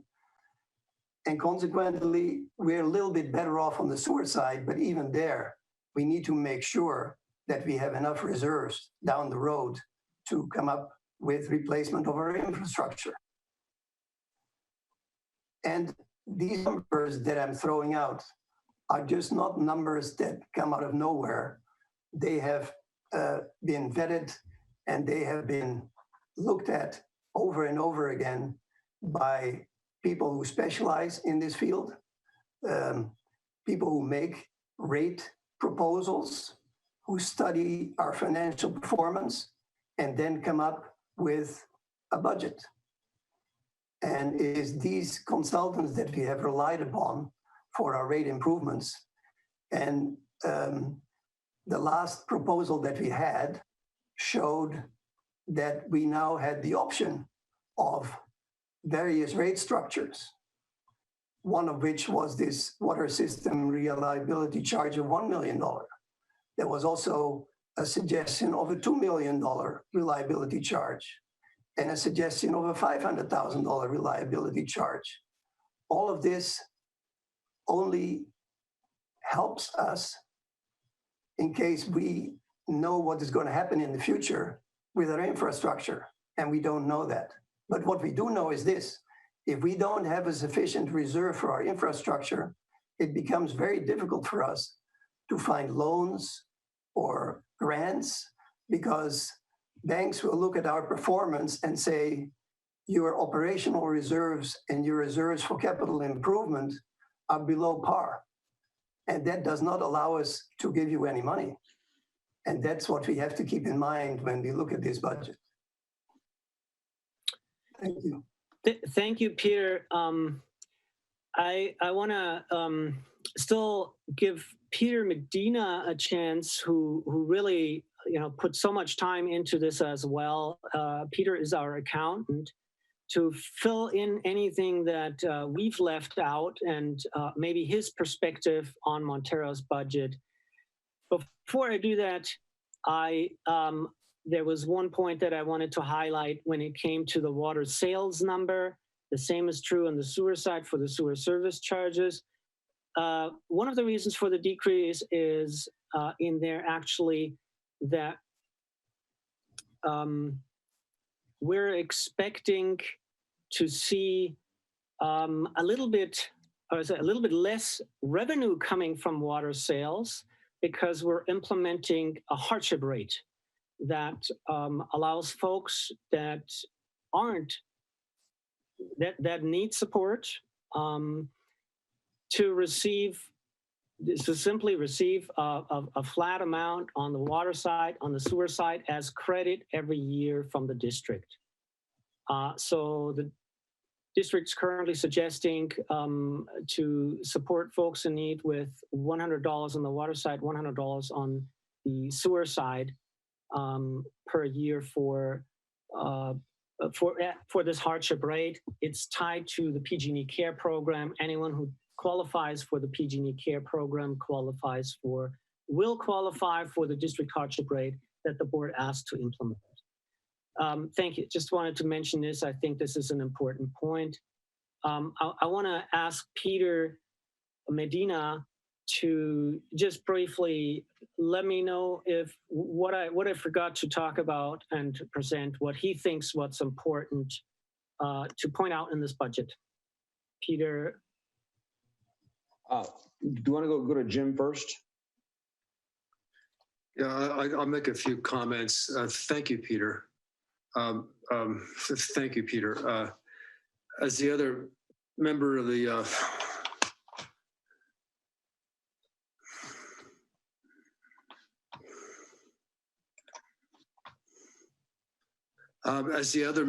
the Finance Committee, I just wanted to say that we have that we did spend a lot of time going through this budget, and many hours, and I want people to understand, just like with the SAM budget, there's been a lot of a long time and many hours put into this, and I want to thank Peter Medina and Clemens for helping us on this budget project. I just want to make the comment before Peter Medina goes on, is that for the capital improvement projects over the years since we bought this district 10 years ago, or whatever it is, 15 or 10 years ago, we've been steadily addressing the capital improvement projects. We've as Clemens will explain and could explain in detail, we've replaced mains and pumps and tanks at a steady rate. And the point is we have to continue the capital improvement projects. We can't just stop them. There are things that have to be replaced, and we have to continue on with capital improvement projects. So we have to keep the district moving. We can't just stop and freeze and not continue to make these improvements and to replace infrastructure that is no longer sustainable, that has to be replaced. Some of us was built just after World War II. We have to keep making improvements. It's a complicated district. So Peter's going to go over the budget and talk about he's going to talk about some things that we're going to be able to do to save some money. Thank you, Peter. All right, Clemens, I'll hop on now. Thank you guys to both members of the Finance Committee, Peter and Jim, and also just big thank you to Montara staff, Tracy and Sonia, who've been very helpful during this process, gathering information and being available for questions, even though they haven't been on site and had access to their normal array of materials. So big thank you to those ladies up front. They're wonderful. I think between Clemens and Jim and Peter going over the various items that are on the summary views of both the water and sewer budget. As in the past, we view it as a cash flow. On a cash flow basis, meaning we are trying to recognize all dollars in and all dollars out. Not all these items affect the traditional profit and loss statement, the income statement. For municipalities, it's referred to as a statement of activities.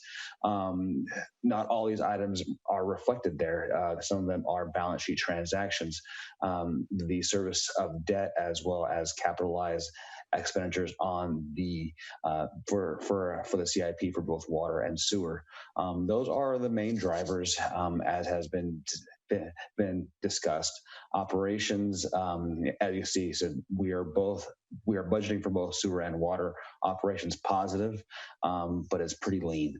And I said we've gone through many meetings over the past, really this process begins in January after we go through our 6-month review, and actually before then when we discuss the fiscal year end 2019 budget to actual, and this leads us right into what's kind of a 5-month process to get to these figures and do as much diligence as we can. The major changes that we're looking at here for this budget presented in the draft for 518, we've inserted April actuals. So we have a little bit, we have one more data point to point to see how the trend is going. It wasn't as helpful as we were hoping it would be, because as you guys would probably expect, the normal course of business is not operating on its normal speed.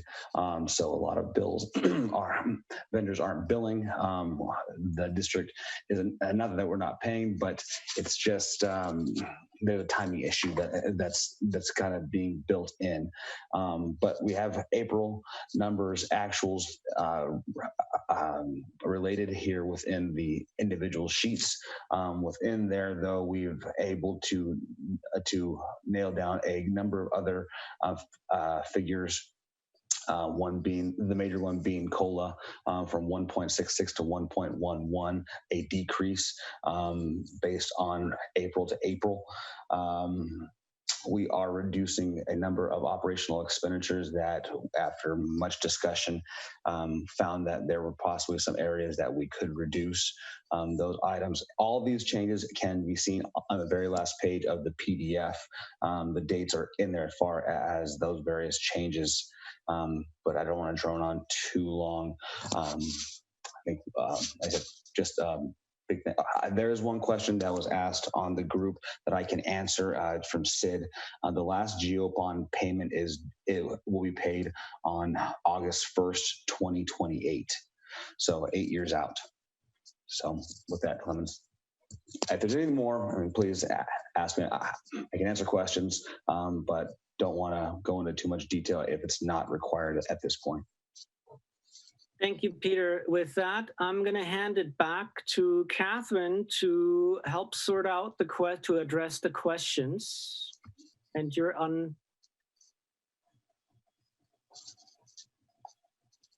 Oh, I can't unmute you, Catherine, for whatever reason.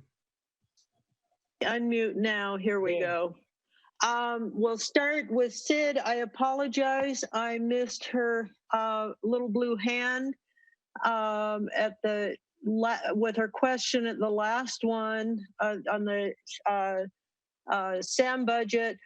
She asked about Keishan, who is the new general manager after Beverly left for SAM. He's been there and he was the engineer prior to becoming the general manager. So I apologize for missing your hand on that question. However, we'll start with you. And Sid has several questions on the GO bond. How many years are left? How much was extended by when we refinanced it to get the lower rate? And these are for you, Clemens.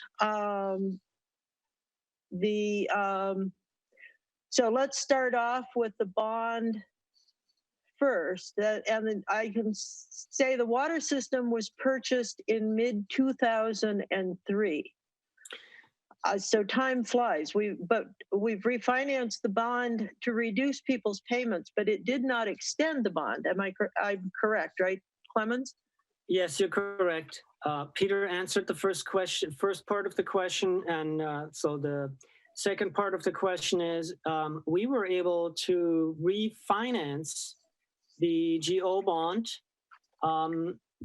without extending the length of the loan, taking out an additional $1.5 million that was still actually remaining in as accessible for us that we took out.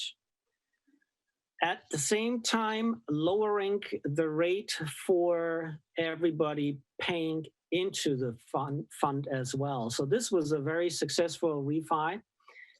And we're currently looking at the possibility to refinance again. We won't see the same savings, but as long as we see savings, those are going to be clear. The GO bond savings are not going to be on the district's end. Those are going to be for the folks that have to pay the annual rate on the property tax roll. So we hope we can see some savings there for the last years of the GO bond fund.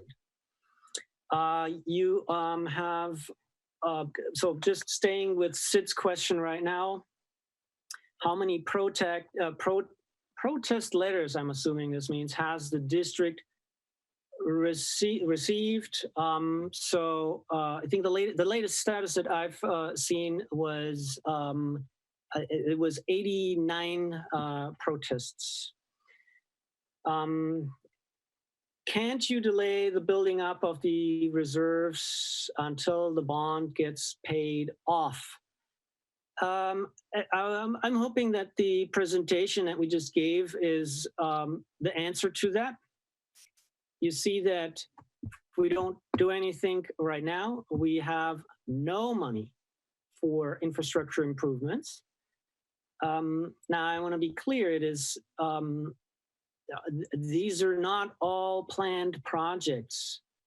There is a lot of projects that essentially pop up, and why are they popping up? It's regulatory agencies that change their requirements. These result in changes to our operations that cost money, sometimes big money. And the other way how things pop up is we're, of course, taking a risk assessing our system and we're trying to fix the pipe that needs it the most. But that doesn't mean that there is a pipe that fails despite us categorizing in a different risk group. So we have to fix it. So yeah, the answer is to that question is we can't really delay the building up of the reserves until the bond gets paid off. The other way to fund, Peter addressed that question. It's really difficult to get loans if you don't have the income to back them up. We have worked extensively with loans in the past. Loans are great for an individual cash need for a single project, but it's very difficult to finance, or it's impossible to finance really an ongoing infrastructure need through loans, because loans need to be paid back and cost money. Okay, paid off or funding. Sid has questions to director.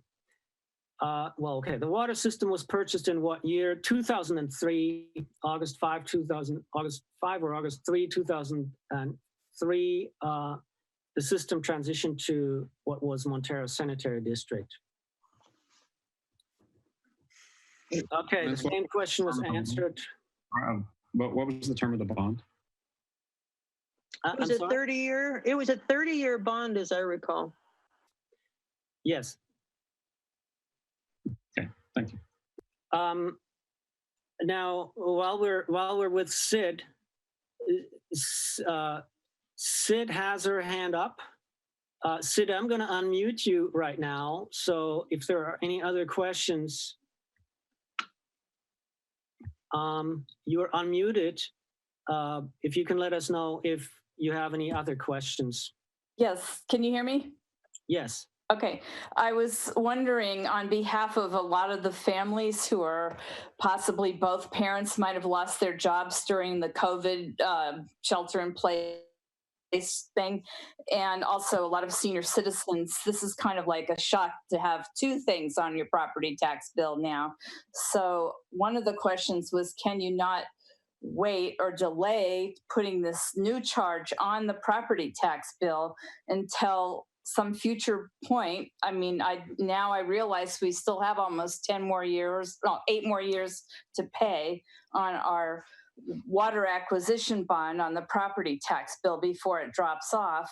So there's probably a lot of people out there that can't afford a second $550 odd charge on top of a 9% compounded over 3 years sewer increase. So on behalf of not just myself, but families and, people who have this unanticipated problem with COVID, taking away 2 months of their income and maybe even more, who knows if they'll get hired back.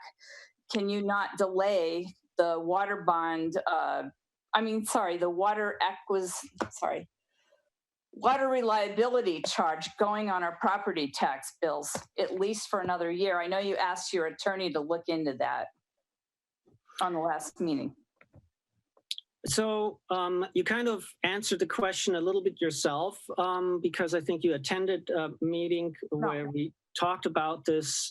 So I just watched it on the video a few nights ago. Okay.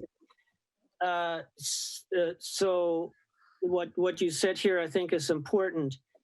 To be able to get a charge on the property tax roll, the San Mateo County tax collector has a deadline, and that is approaching.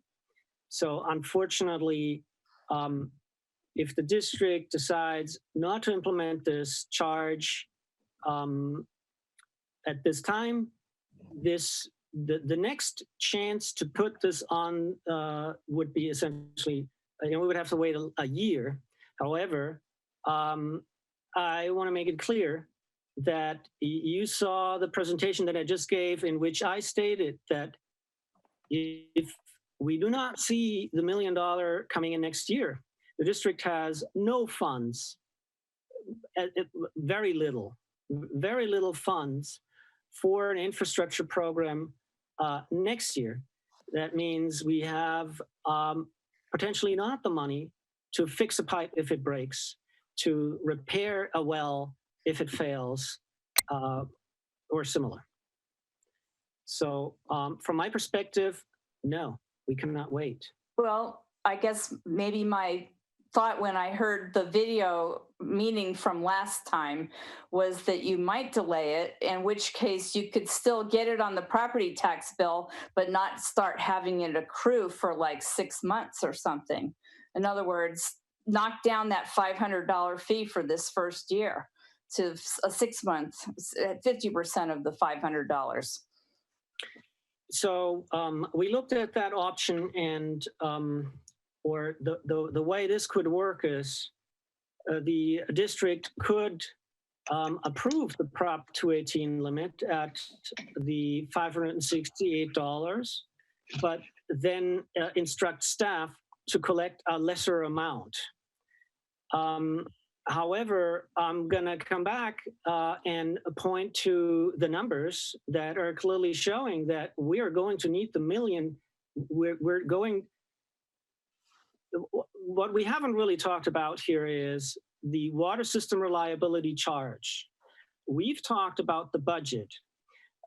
You have, I know, Sid, you have attended meetings in which it was very clearly explained that the infrastructure need for the district is $2 million. What we have in front of us is a budget of $1 million. This is a reactive budget. We cannot be proactive with this budget. So from my perspective, we are going to need the full $1 million coming next fiscal year. And does any of that have to do with the upcoming potential big projects that might go online in the future? For instance, Big Wave or the Cypress Point low-income housing project? Are you calculating that as part of your infrastructure? They're going to need water. The infrastructure improvements that are needed to serve these projects are fully funded by the developers. District will not see a single dollar go to one of these projects. What these projects could do, however, is increase the water sales revenue for the district. But so far, they're not giving you any timeline, right? That's it, Sid. And we don't know if they will ever get built. We have a very effective and logical community, and so it's up to the county and coastal as to whether these get built. But we can't. It would be silly to count on them in a budget. I agree, but on the other hand, it seems as though, you know, the county has thrown a lot of money at Mid-Penn to build that one project. And I recall that they paid a lot of, or waived a lot of the fees for Big Wave. So maybe you could get money out of them to help you with your water reliability charge. I'm just saying, they give away money all the time on Measure K money. We don't have a community center in our district or anything. So it's going to be very difficult to, entertain this meeting in a conversation style. Can you please formulate your question so that we can move on to the next person? Well, I did formulate it. You want the money. I'm asking if you could postpone it. And I don't know. It sounds like the answer was already no, even though at the last meeting video, you guys said you would consider postponing it or delaying it. It's been looked at several times by the Finance Committee. But what's the board going to vote? Catherine, can I speak to this? You may. Sid, it was me who asked the question about what latitude the board had. I did not in any way commit. I wanted to know the answer to that question about what kind of latitude we had. So we went and got some information about that, and now you're also hearing on top of that staff's very strong presentation on what the need is. and why we have the need. So this is all information that we need at our disposal as the board makes decisions. But please don't. I'm sorry if I left the impression at the last meeting, but I had no intention of committing to something. I was asking a question. I think I was asking that on behalf of Maureen Lemon because she ran out of battery juice and she asked me to find out if you're going to delay it. Oh no, that's the answer to the question. We do have some latitude, and Oh, you do?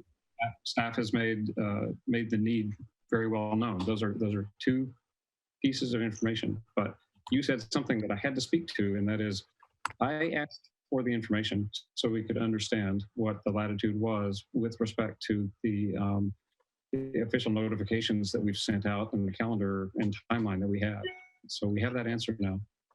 And we asked the Finance Committee to study it along with Peter Medina and with Clemens. And I don't see that you have any more questions, Sid, so we're going to move on. One last quick question for Clemens.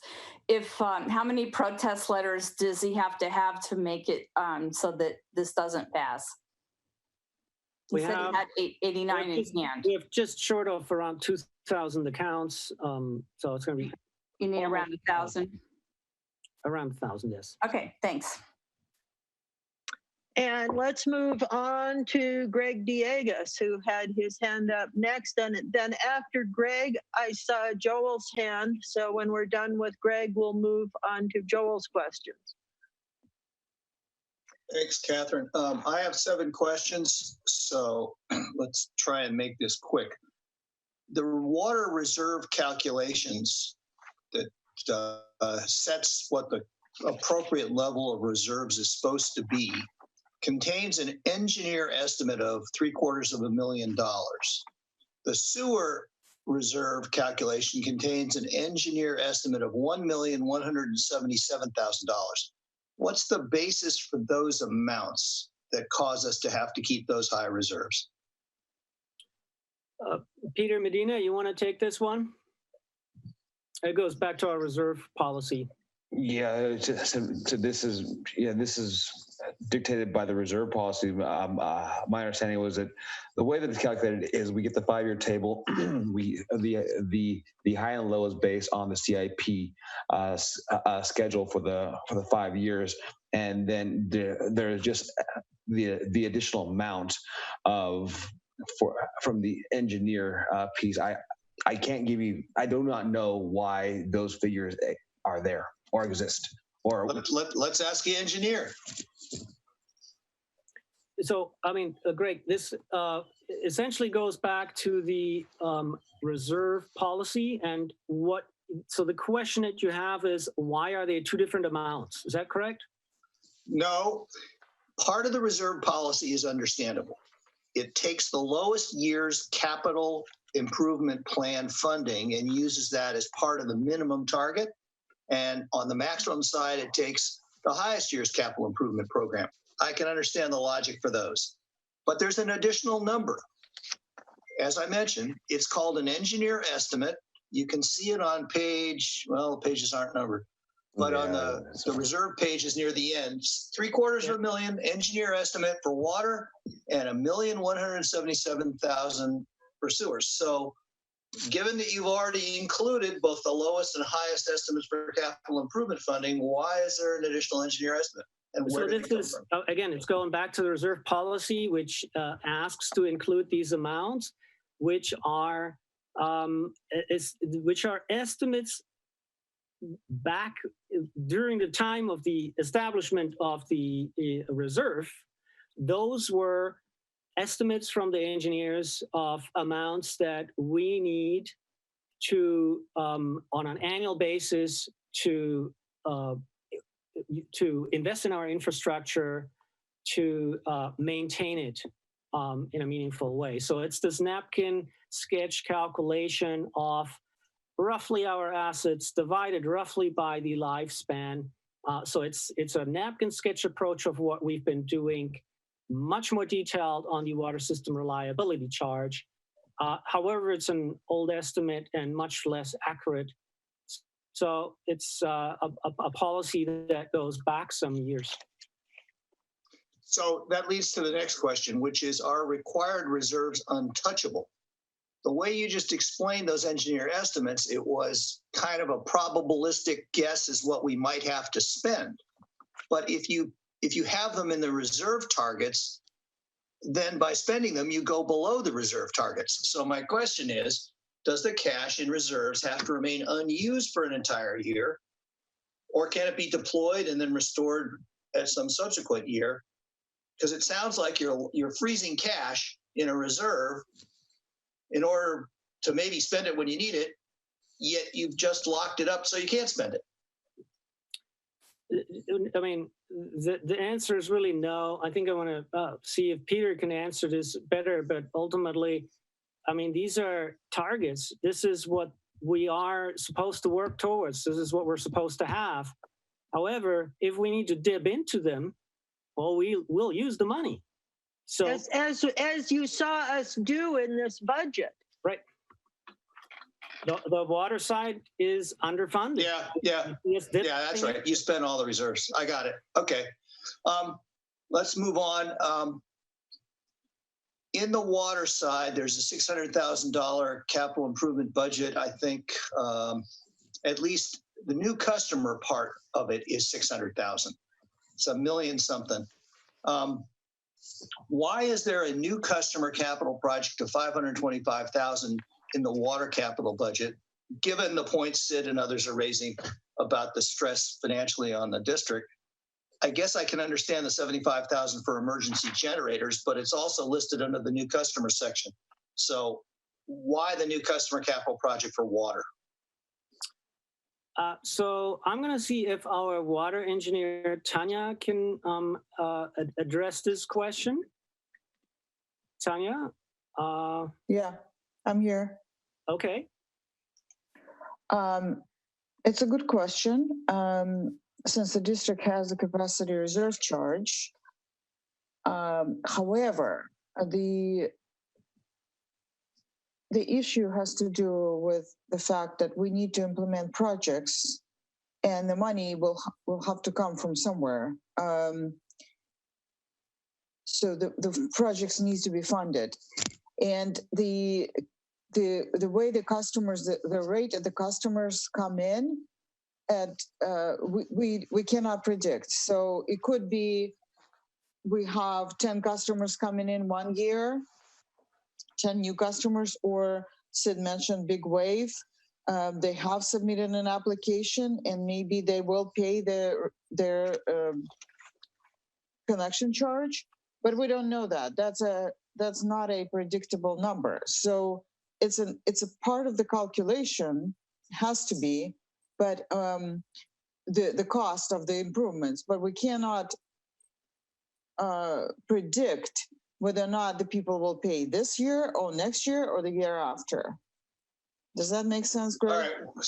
No, it doesn't. And I'm going to suggest, Clemens, that I'll send you these questions again. I'm going to suggest answers in writing to make it clear to the community. I'm going to see if I'm going to see if I next question.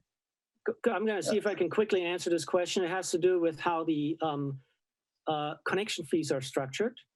So we're a district that is in a very unique situation. We had a moratorium on water connections before the district purchased the water system. So this agency never had the capability to issue water connections up until the repeal of the moratorium in 2013.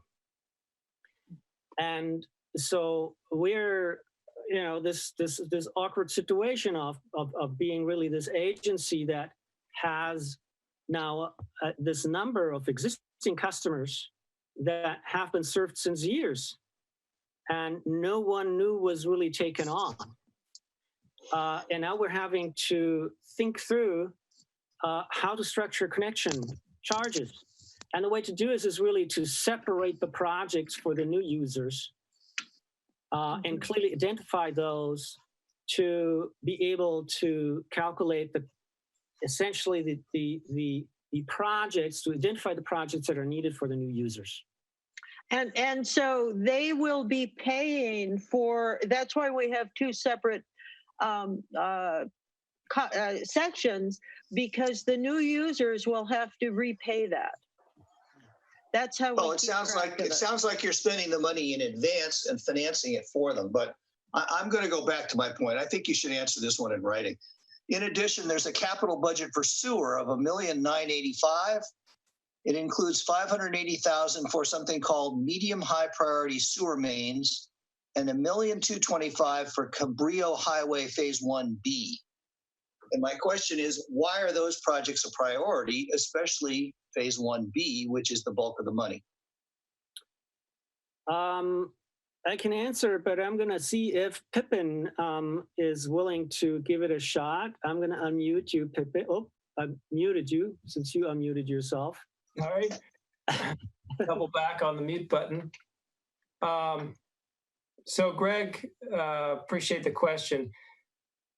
Since years, this district has looked at a lot of the priorities and the risks on the sewer system. And the Cabrillo Highway is a really unique situation. Not many cities or utilities in the whole state of California have such a unique situation where the state Caltrans took over ownership of a highway over thousands of feet of the district main in a longitudinal fashion.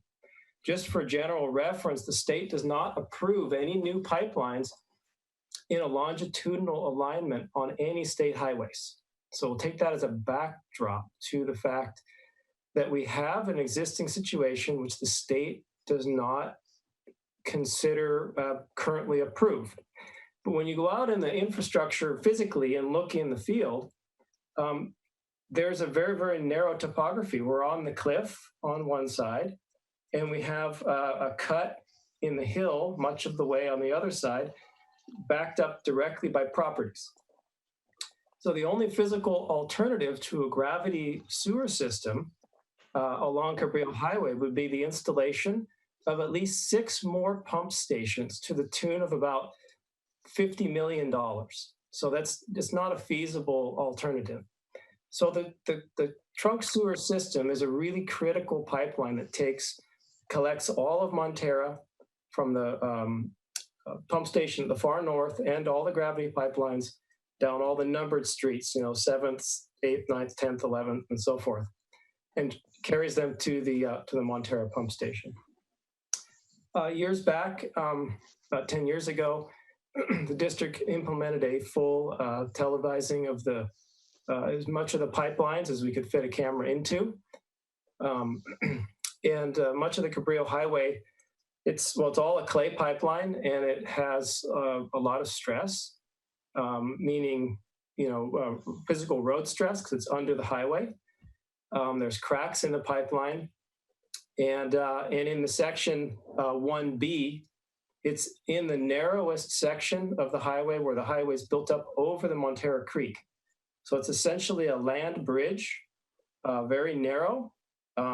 There's only 3 feet of shoulder on the west side and 8 feet of shoulder on the right side. And in that 8 feet, we have to have a water main, we have a sewer main, we have the fiber optic for the whole coast side, and there's a PG&E gas.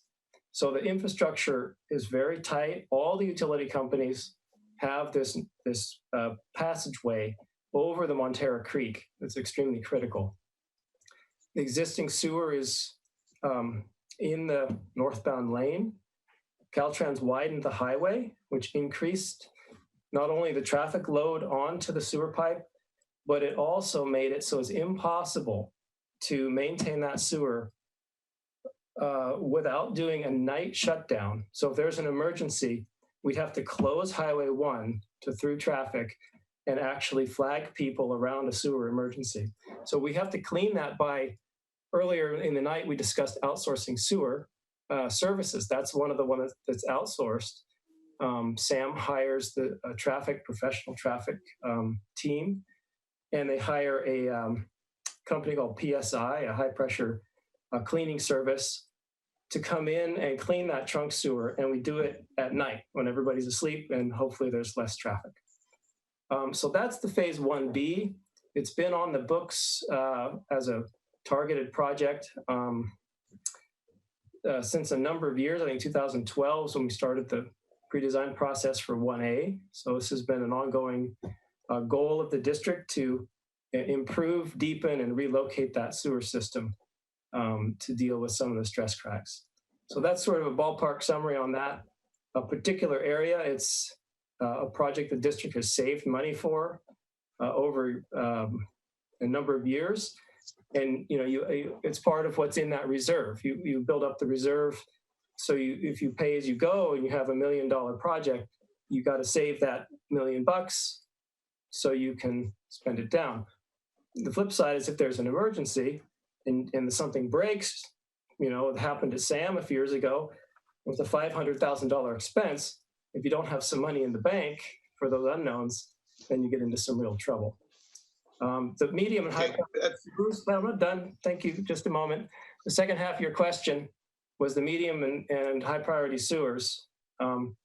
Medium and high priority sewers is you might comment it's a catch-all term, but the district has a significant goal that every year in the capital plan, we make some effort through a combination, as Clemens mentioned, of spot repairs and targeting repairs in rehabilitations in sewers to seal up the pipelines to reduce sewer spills and to try as much as we can to reduce and eliminate rainwater from getting in the system. It's one of the largest problems with the overall infrastructure on the coast side is there's a very high, even though Clemens mentioned we don't have a lot of rain this year, when it rains really hard, and the leaky systems, end up shooting a lot of water down to Sam. And so Sam's always struggling to deal with that extra flow. And the regulatory bodies are trying to get all the agencies to reduce that rainwater getting in. So the targets to reduce cleaning efforts that Sam makes and to reduce the rainwater coming into the system. So those are targeted through the neighborhood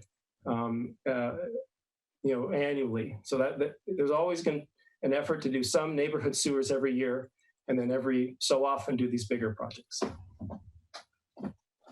Great explanations. And if I could guess that we theoretically would get less flow to SAM and reduce our SAM budget if we stop the infiltration. Is that right? You want me to answer that, Clemens? Please. Yes, please.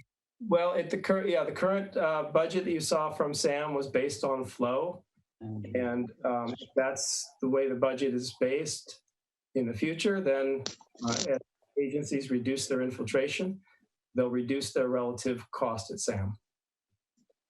And Okay. let me add, Pippin, that the forecasts for future storms are we're going to have fewer of them, but they're going to be of higher intensities, is my recollection. And as you said, we don't want to have, particularly our sensitively placed pipes, have any kinds of stresses or fractures. How long did it take to get the permit from Caltrans to be able to do that work? Phase one, it took over 3 years to obtain the permit from Caltrans. And we had phase 1A and 1B permitted together. This last year, 2019, Caltrans implemented a new program. I'm not sure what they officially called it, but the effect was, as of January 1, 2019, any pre-existing permits were closed and all permits had to start over. So even though we had 1B permitted and approved, when we asked for the time extension to rebid the second half because we couldn't afford the $2.5 million in 1 year from the district budget, we did 1A, we did first. Caltrans initially approved the extension, and then they pulled the extension shortly after January 2018. So we've had to then now reevaluate, looking at this budget, when we can get approval to spend the money again and then apply for that permit. Okay.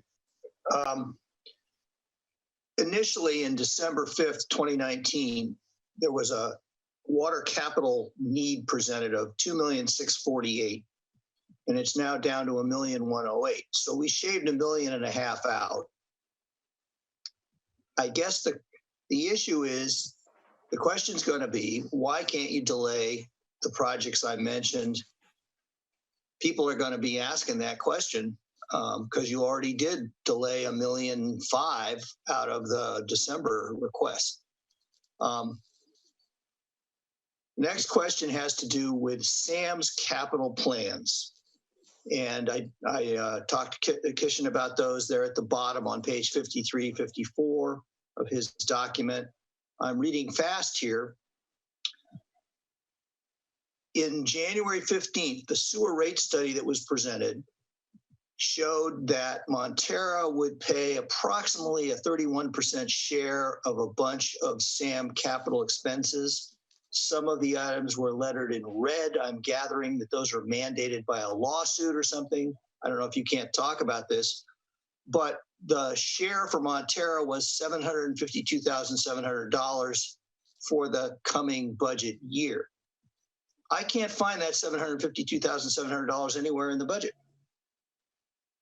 I don't see it on Sam's detailed list of projects. So did that entire table of stuff we had to do that was presented in January 15th go away?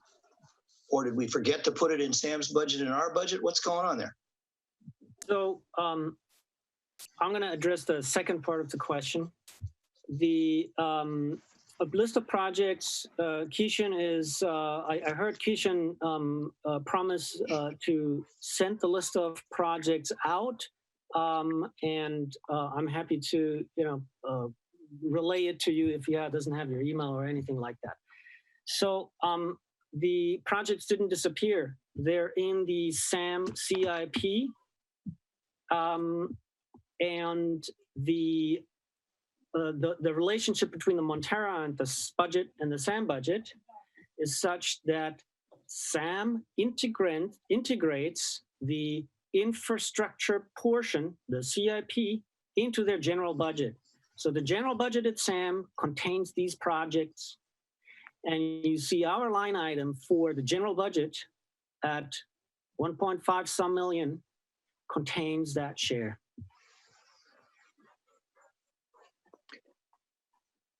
And Dan is. I'll have to double check the numbers.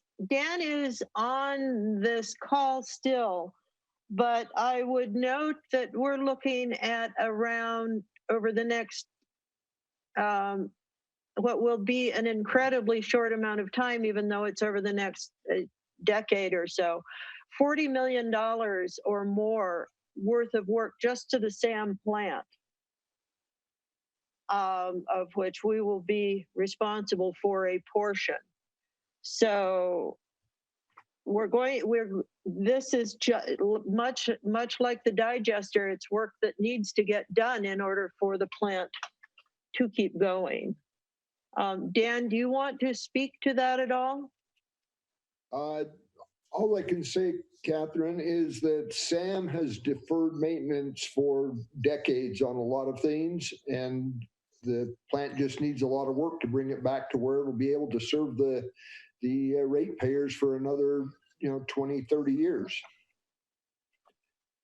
The sooner it starts, the better. Obviously, because of the virus situation, we determined it made sense this year to cut back on some of that work and not have as much impact on the ratepayers this year. But it's going to have a long-term impact that will be felt by the ratepayers on the coast side for the next several years. Or decades. Okay, so I will take the action item regarding this question to look at what Kishan sends me and try to reconcile it. But my first review of it is I didn't see the stuff in there. Okay. The last question is why was Montara the only SAM member whose budget went up? So does that have something to do with a lawsuit you can't talk about or what? No, it's accounting. It's accounting. We had the full accounting staff at SAM here during the SAM budget item. I wish you would have asked the question there. You would have gotten a very specific answer. But right now, I can just a little bit echo what Catherine is saying. Ultimately, it has to do with accounting, shifting of funds. Peter, Medina, maybe you have a little bit insight in this, but again, I'm happy to relay the question to the SAM staff that was actually here tonight, who could have answered the question. Well, one of the things that you will see is that Half Moon Bay contracts with another sewer agency, Mark Thomas. So all of what they pay to Mark Thomas is not shown in their SAM bill. You have to go into the Half Moon Bay budget for it. I think we're making elections and general budget. I think Greg was asking about the general budget. Okay, but nonetheless, I'm talking about the overall budget for sewer. And Granada has decreased services in collections as well. And if you look back at that chart, you can see that Granada's flows have gone down and Half Moon Bay's have gone up. And ours have gone up marginally. Okay, thanks for giving me the time. Okay, Joel Farbstein. Okay, thanks. I attended the last board meeting virtually and then the Finance Committee meeting on May 13th. And I have to report back that from a customer's perspective, your Finance Committee did the board and all customers a huge disservice. I just heard a board member say they spent a significant amount of time on the budget and they cut all of $28,000 on the water side. Your operating income is $2.24 million and you made a 1.2% cut, 1.2%. As a ratepayer, I cannot pat you on the back for a job well done when you cut costs by only 1% during a pandemic. The board tasked the Finance Committee with finding areas where Montara Water and Sanitary District could save money and avoid burdening their customers during this unique and catastrophic time. You asked them to look at making serious cuts. The goal is to avoid this huge burden on your customers at this special time. And what did I hear? They came back with the idea of cutting the cost of living adjustment from 1.66 to 1.11%, cutting that by 0.5%. That would save roughly $8,000, I heard. To me, that's not taking it seriously, how dire the economic conditions are in this country and locally. Yesterday's headline was 2 million more people filing first-time unemployment claims. My employer just had a Zoom call that listed 3 different contingencies. That's what needs to happen here. You need to have a Finance Committee that knows how to dig deep and delineate a step-by-step approach of how you can save your customers money. They need to look at things like implementing a 10% pay cut to some grade of pay and above. How much would that save? Just last week, Governor Newsom proposed cutting state worker pay by 10%. This pandemic is not something that affects the rest of California, but not Moss Beach and Montara. Why are you acting like it's business as usual? You could look at freeze merit increases and reevaluate in 6 months. How much would that save? You can offer voluntary unpaid leave of absences, as nearly 10% of survey respondents are doing, or offer reduced work weeks. 6% are doing that. How much could that save? Delay hiring temporary workers and not outsource jobs. How much would that save? Cancel events and conferences the rest of the year, cut back on PR events. How much would that save? Return or renegotiate with vendors for payments for leased equipment, including vehicles, renegotiate consultant contracts, cut legal costs way back. Even a 10% could cost save $40,000 or more. And then delay some capital improvement projects. I'm not saying stop all the capital improvement projects. Some can be delayed. Find those and prioritize. How much would that save? People claim that you need $2 million and you're willing to settle for $1 million. Are you saying that 50% of projects are top priority? That just can't be. Why didn't the Finance Committee, when asked by the board to review all options, do that? Someone has to have— Joel, do you have any questions? I sure do. Your finance committee. Could we get to your questions, because we're going on 2.5 minutes now Yeah, understood. of a lecture. So could you please get to the question? But here's the question. Your finance committee certainly didn't do that. And that was after the board told them to examine cost. Where is the realistic budget so you can avoid implementing the water service reliability charge this year? There's nothing more urgent right now than other than people's health, than finding a way you can make your operation more efficient and cut costs when your customers are suffering across the board. Sid Young also pointed this out. It's outrageous that nearly half of our stimulus check. Joel, you've already given us a question. Now we'd like to be able to answer it. So would somebody from the Finance Committee or someone else like to answer that question? I just want to say that the operation that we have looked at is a lean operation.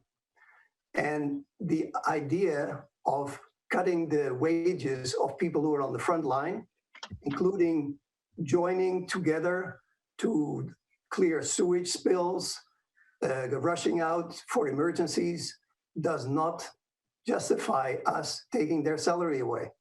So we have a difference of opinion, that's all I can say in that respect. In the other respect, are there other issues that we can cut? Yes, but with a lean operation, what are you left with? $4,000 here, $5,000 there? That doesn't cut it. The cut comes from issues like lawsuits, professional charges, which gives us $150,000 savings. That's what we concentrated on, and that's what we got on the sewage side. That's more than we could have ever gotten out of the water department by cutting personnel that we don't want to cut. My understanding is that. Thank you. Jim, do you have a public comment? comment and questions, and I have public comment. Yes. And so I have 3 minutes to make public comment.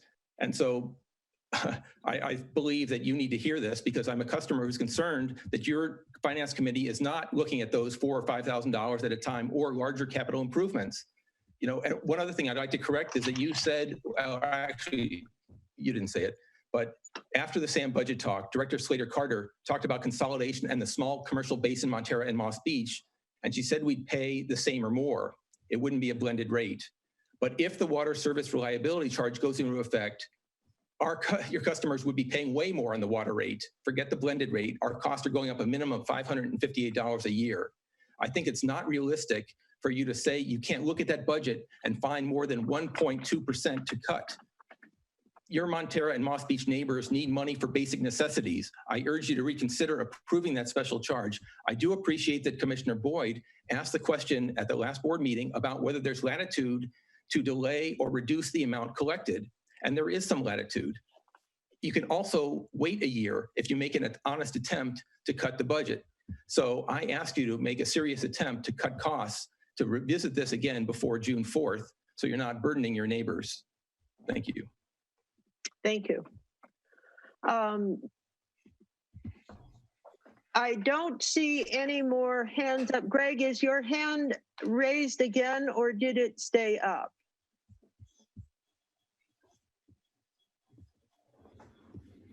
Just stayed up. No worries. And I don't see any others, so we can bring this back to the board. Jim, would you like to start? Yeah, you know, this is a special district in the fact that we're the only water district in the peninsula, on the greater peninsula, that has its own independent source of water. Adjacent districts and districts down through the peninsula buy their water from Hetch Hetchy. We have our own water source under Mount Montara and in the vicinity, and the only charge we pay is for the pumping cost to get it up out of the ground. We don't pay SFPUC or anybody else for our water. We're a special district. We're an independent district. We take actions to save money. We as Peter Decker says, we run lean. we have only a few employees. We're not overemployed. We compensate those employees fairly for the emergency work that they do. This is not this is a water and sewer district. Joel, this is not a high-tech district or a clothing district. This is the only government, the only district that Montara Moss Beach has. This is all we have. And so I think it behooves us to take care of the only agency that we own, and that's the Montara Water Sanitary District. This is all we have. We're a special district with our source of water, and it's a special community, and we have to keep going. We can't cut back so the district fails. We don't want the district to fail. Thank you, Catherine. Okay, Peter? I fully agree with Jim. Okay, Rick? Sure, I got a couple of comments. First, I'd like to thank Sid and Joel for their continuing concern and comments. But I would like to talk to all the people who are concerned about, upcoming and increasing rates. You can talk about us not raising rates, or you can go to what I call the source of the problem. How many, we're talking, saving $4,000 in legal, $4,000 here. How about millions of dollars? Let's talk a bunch of incidences. Let's talk the wet weather project. Half Moon Bay refused to pay their $1 million. Grenada and Montara picked up the tab to save the community on 2 occasions. Millions of dollars spent on the pipeline break in Grenada. Half Moon Bay refused years ago to fix the problem. You've heard lots of talk about the lawsuits. You'll see the results pretty soon when that comes out. Half Moon Bay just goes on and on and on and on. The little delay that they just caused, $100,000, of which we pay our 20%. That's just a bonus on top of all the other fees. I would hope that all the people who are concerned about our increases would also approach the real source of the problem and start talking about the Half Moon Bay City Council and the folks who are driving up costs year after year after year. Thank you. Thank you, Rick. Scott?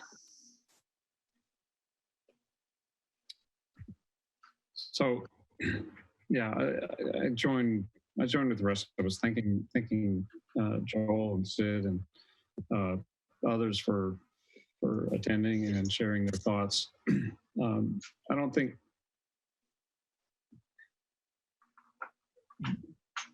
we know that this community is stuck between a rock and a hard place.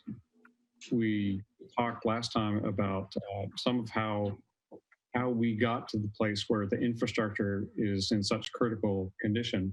And so much of that started in 2008 with the financial crisis then. And at the time, this agency looked really hard at where we could tighten the belt. And we did. And we tightened it very hard. And we spent many years, year after year, asking ourselves, is this the year where we start to loosen the belt a notch and start to catch up and start to bring in some of these deferred projects? And only in the past, the most recent years have we been able to get in here and do any of the work that it takes to catch up. But Greg, when you talk about, our reserves are depleted, yes, they are, because we weren't funding the reserves during the time where we were trying desperately not to rate shock our community. And we had just gotten last year to the point where we're like, the economy is back on its feet.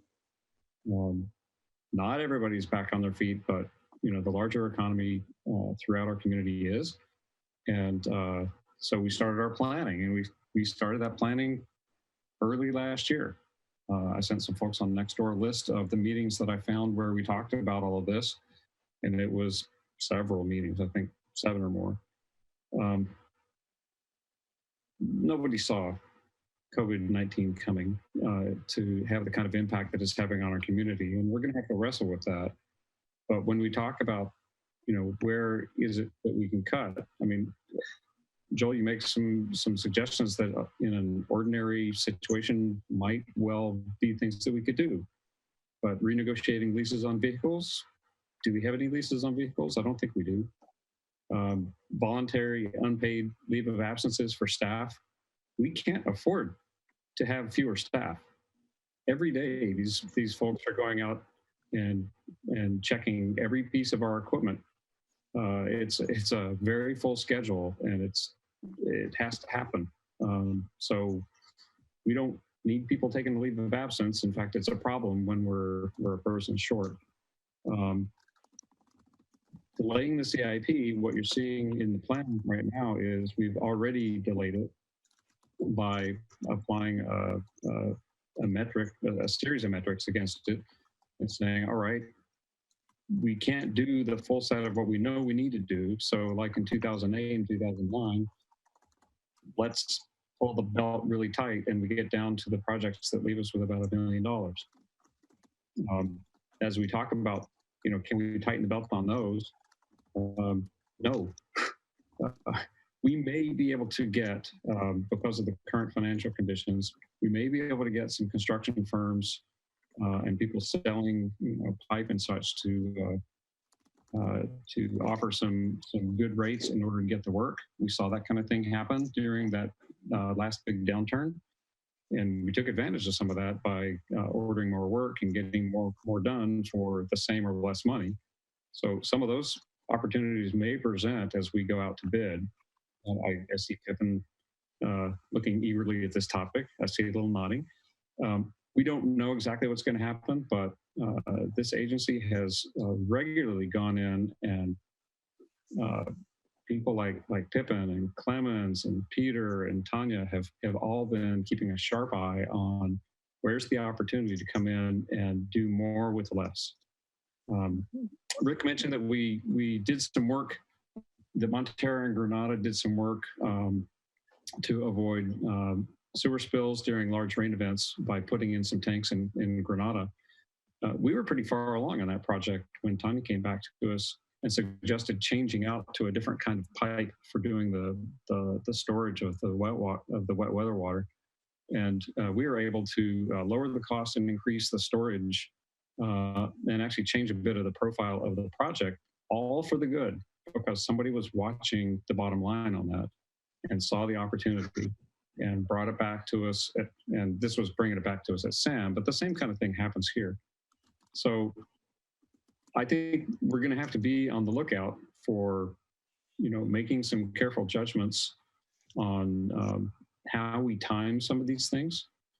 I don't know that we're completely done at looking at every single possibility for where we can cut, but the fingernails are already very short. If we cut them much further, we're going to experience pain. And Catherine mentioned, Rick mentioned that if we don't do the kind of repair work that we know we need to do, we'll wind up with the kind of fines and required projects from the regulators and the lawsuits that come out of that. The spill on the intertie pipeline system has cost SAM in so many ways, and it all could have been avoided if Half Moon Bay had actually not held back that project that we had figured out. I think we had plans initially floated in 2009, and in 2012 we were trying to move on them, and that's when Half Moon Bay started riding their brakes,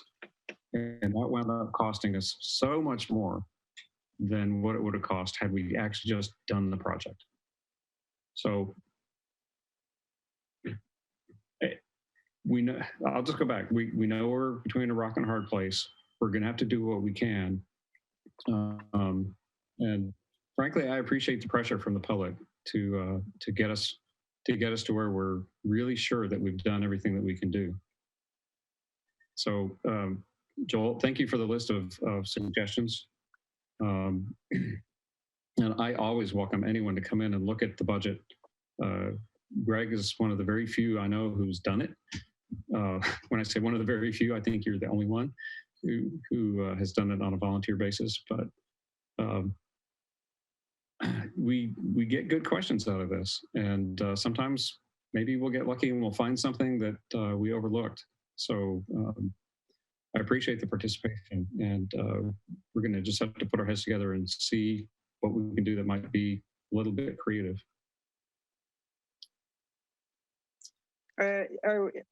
Is that over and out?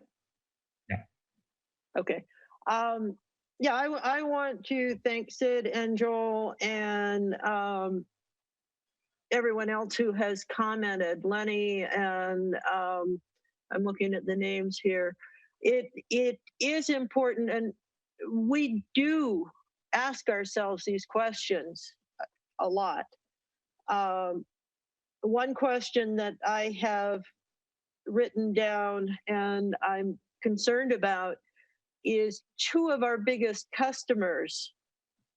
The school's been closed, so we won't have the water and sewer revenues from the school, and the hospital, both of which, and the restaurants, any of our commercial has been closed. So the entire burden for this essentially first quarter or first half of the year for running the district goes entirely on the ratepayers and the homeowners. And that's something that we need to be keeping a very close eye on in what we're doing. We have a phenomenal crew. I was talking about how the SAM crew has kept SAM running. Our water crew over the years since 2003 has taken as I said, a shipwreck of a district and turned it into a good district. But it took millions of dollars to do that. And if we don't maintain it, we're going to have to pay extra to get it back again up to where it is functioning at a reliable fashion. And we do have a lean crew, and they do a good job, and they are available. There's somebody on call 24 hours a day, because you never know when a pipe is going to break. You never know when there's going to be a problem. And it's tough for the crew. We don't have excess staff. And to some of the other questions that I saw, did we look at other ways to pay for this other than putting it on the tax bill? One of our first priorities was to make sure people could trust us that this was going to be going strictly for infrastructure and not for PR and not for conferences and not for other things that other districts tend to do, like a fancy boardroom or something. The community has our commitment, and by doing it this way, they have our pledge that this is going entirely for infrastructure to serve everyone in the community, because it keeps our fire infrastructure up, our ability to fight house fires, car fires, to have the water available when we need it. Another place we could have put it was on the water bill, but that would have been it would have been an extra $50, $60 a month instead of being able to pay it twice a year. And we decided that it was probably better for folks to be able to have it on the tax bill. For people buying new houses, generally with financing, that way it comes out of your payment schedule. And it is a way of being more fair to folks. when I was talking about consolidation, what came to mind was a story from when Half Moon Bay was thinking about taking over Montara Water, the district then, and what they told the Water Association, and Peter, you or Jim, you may have been there, but what they said was, and I don't think they've changed their philosophy, they would divide the district, they would look at all the infrastructure needs for the district and add it to the water bill, but any of the water sales would not go strictly to improve this district, but it would go to the water general fund. So we would be paying extra had we been consolidated with CCWD. We would have been paying extra all along, and their water rates have gone up geometrically since 2003. But thanks, Catherine. It is important to remember that if we put this stuff, these fixes off, we all suffer, we all pay more, and the costs will go up. In doing some exploring about putting this off, I was reminded that our costs were based on costs from several years ago.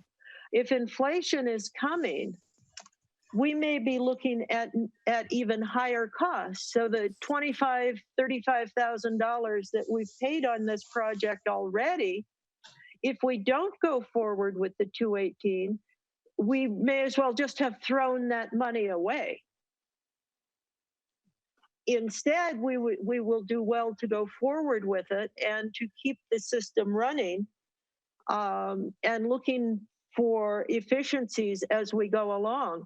Our usual pattern and practice when we do a 218 for water rates is we have done it for 2 to 5 years, but we haven't had to redo the 218 until several years past the end of that 218 that we were working under. Our crew and our management and the board have been able to find ways to economize.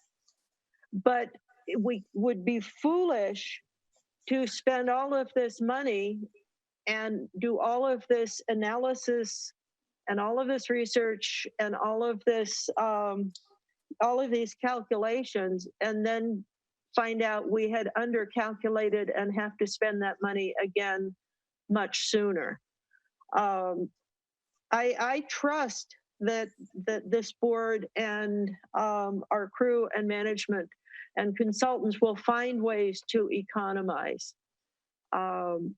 We have a history of that, and I'm proud of it. We have engineers, both water and sewer. Our attorney always find ways to help keep costs down. But like Rick and Scott was saying, Half Moon Bay doesn't really worry about our costs.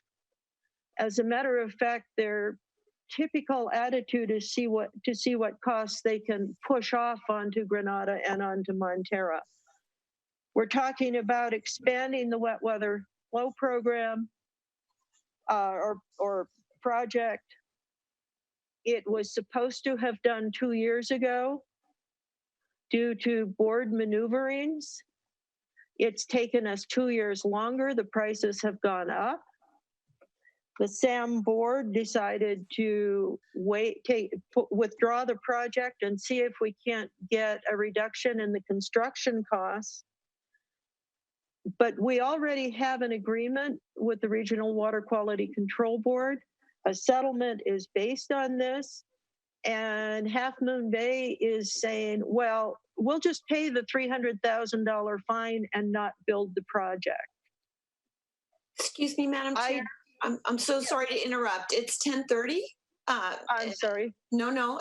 So I might recommend that you ask for a motion to extend the meeting. I asked for a motion, and I will end my comment at the same time. So move. Do we have a second? A second. Thank you, Peter and Rick. All those in favor say aye. Oh, we need a roll call vote. I keep forgetting.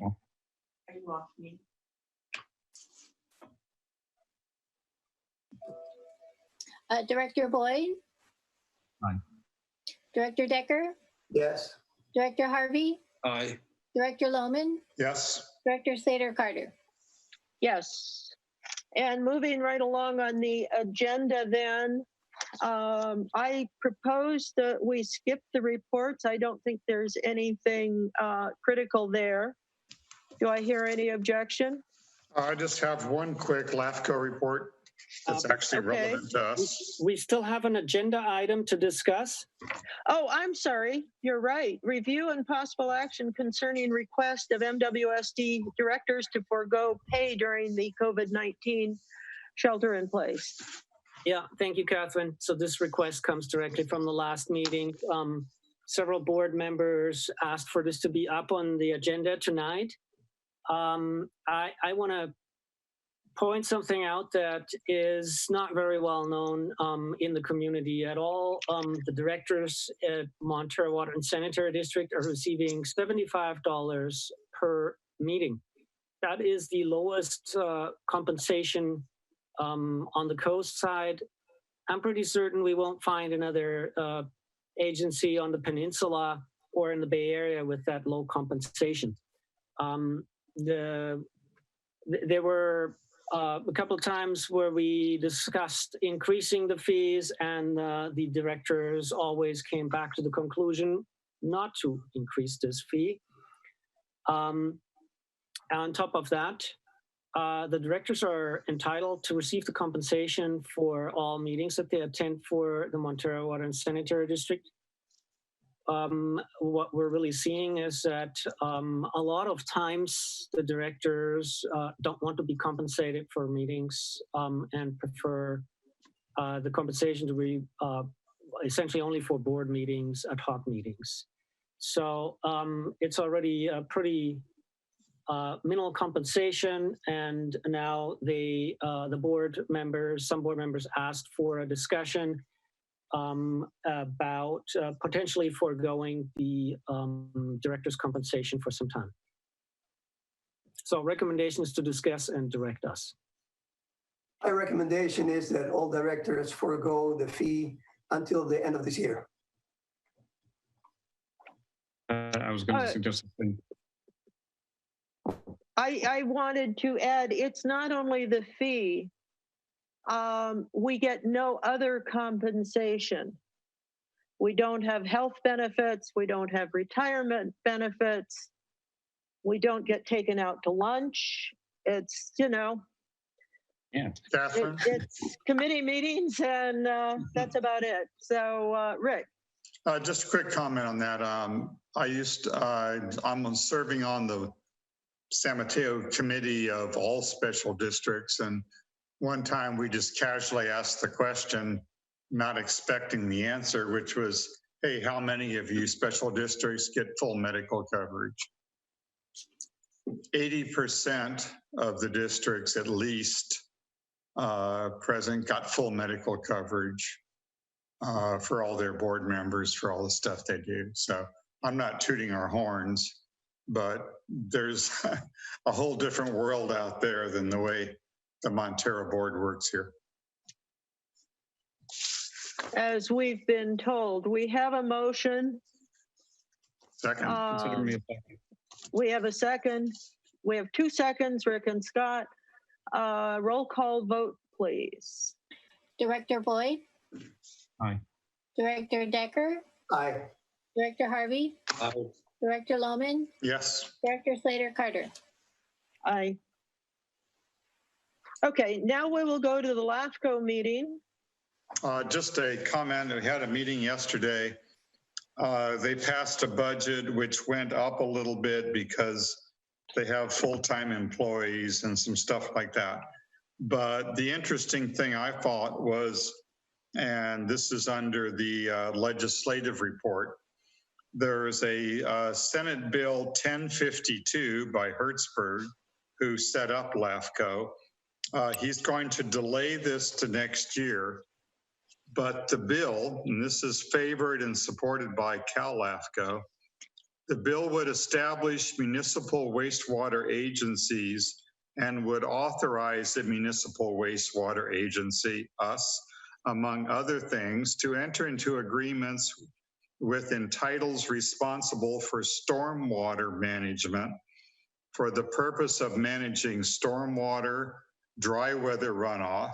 It would also allow an agency to acquire, construct, expand, operate, maintain, and provide facilities for specific purposes relating to management, stormwater, and dry weather. Woo! And to levy taxes, fees, charges consistent with blah, blah, blah, blah, blah.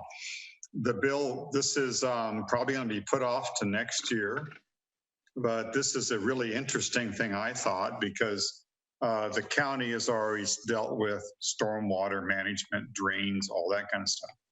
So this could be LAFCO's supporting this, but this will be a really interesting thing to watch, I think, in the future. Because if stormwater, you know, if we incorporate stormwater management, that could be a whole new source of everything. So, thank you. I want to add to that, Rick, that with that being on the coast, we would be subject to all kinds of very severe regulatory oversight. I think this board and our community, Joel and Sid and everyone else on this call, we don't want the county to take that over. No, we need to just watch out what's happening. I have watched the county, for instance, it has a little water district down in the Pescadero area, increase its water rates. I think it was 100% in 1 year. And it was because the county had allowed wells and septic systems to go in a wetland. They then decided to start taking the water for consumption out of the wetland. And all of a sudden, they needed to put in a treatment plant, and the community had to pay for it. And a goodly number of people from that community showed up to protest, and it was a 5-0 vote without much discussion based on staff recommendations. So we really do need to pay close attention to that. We have a list of future agendas. People can see it. We're going to go into closed session. And so we'll take a few minutes and ask everybody who is not appropriate to be in our closed session to please sign off. And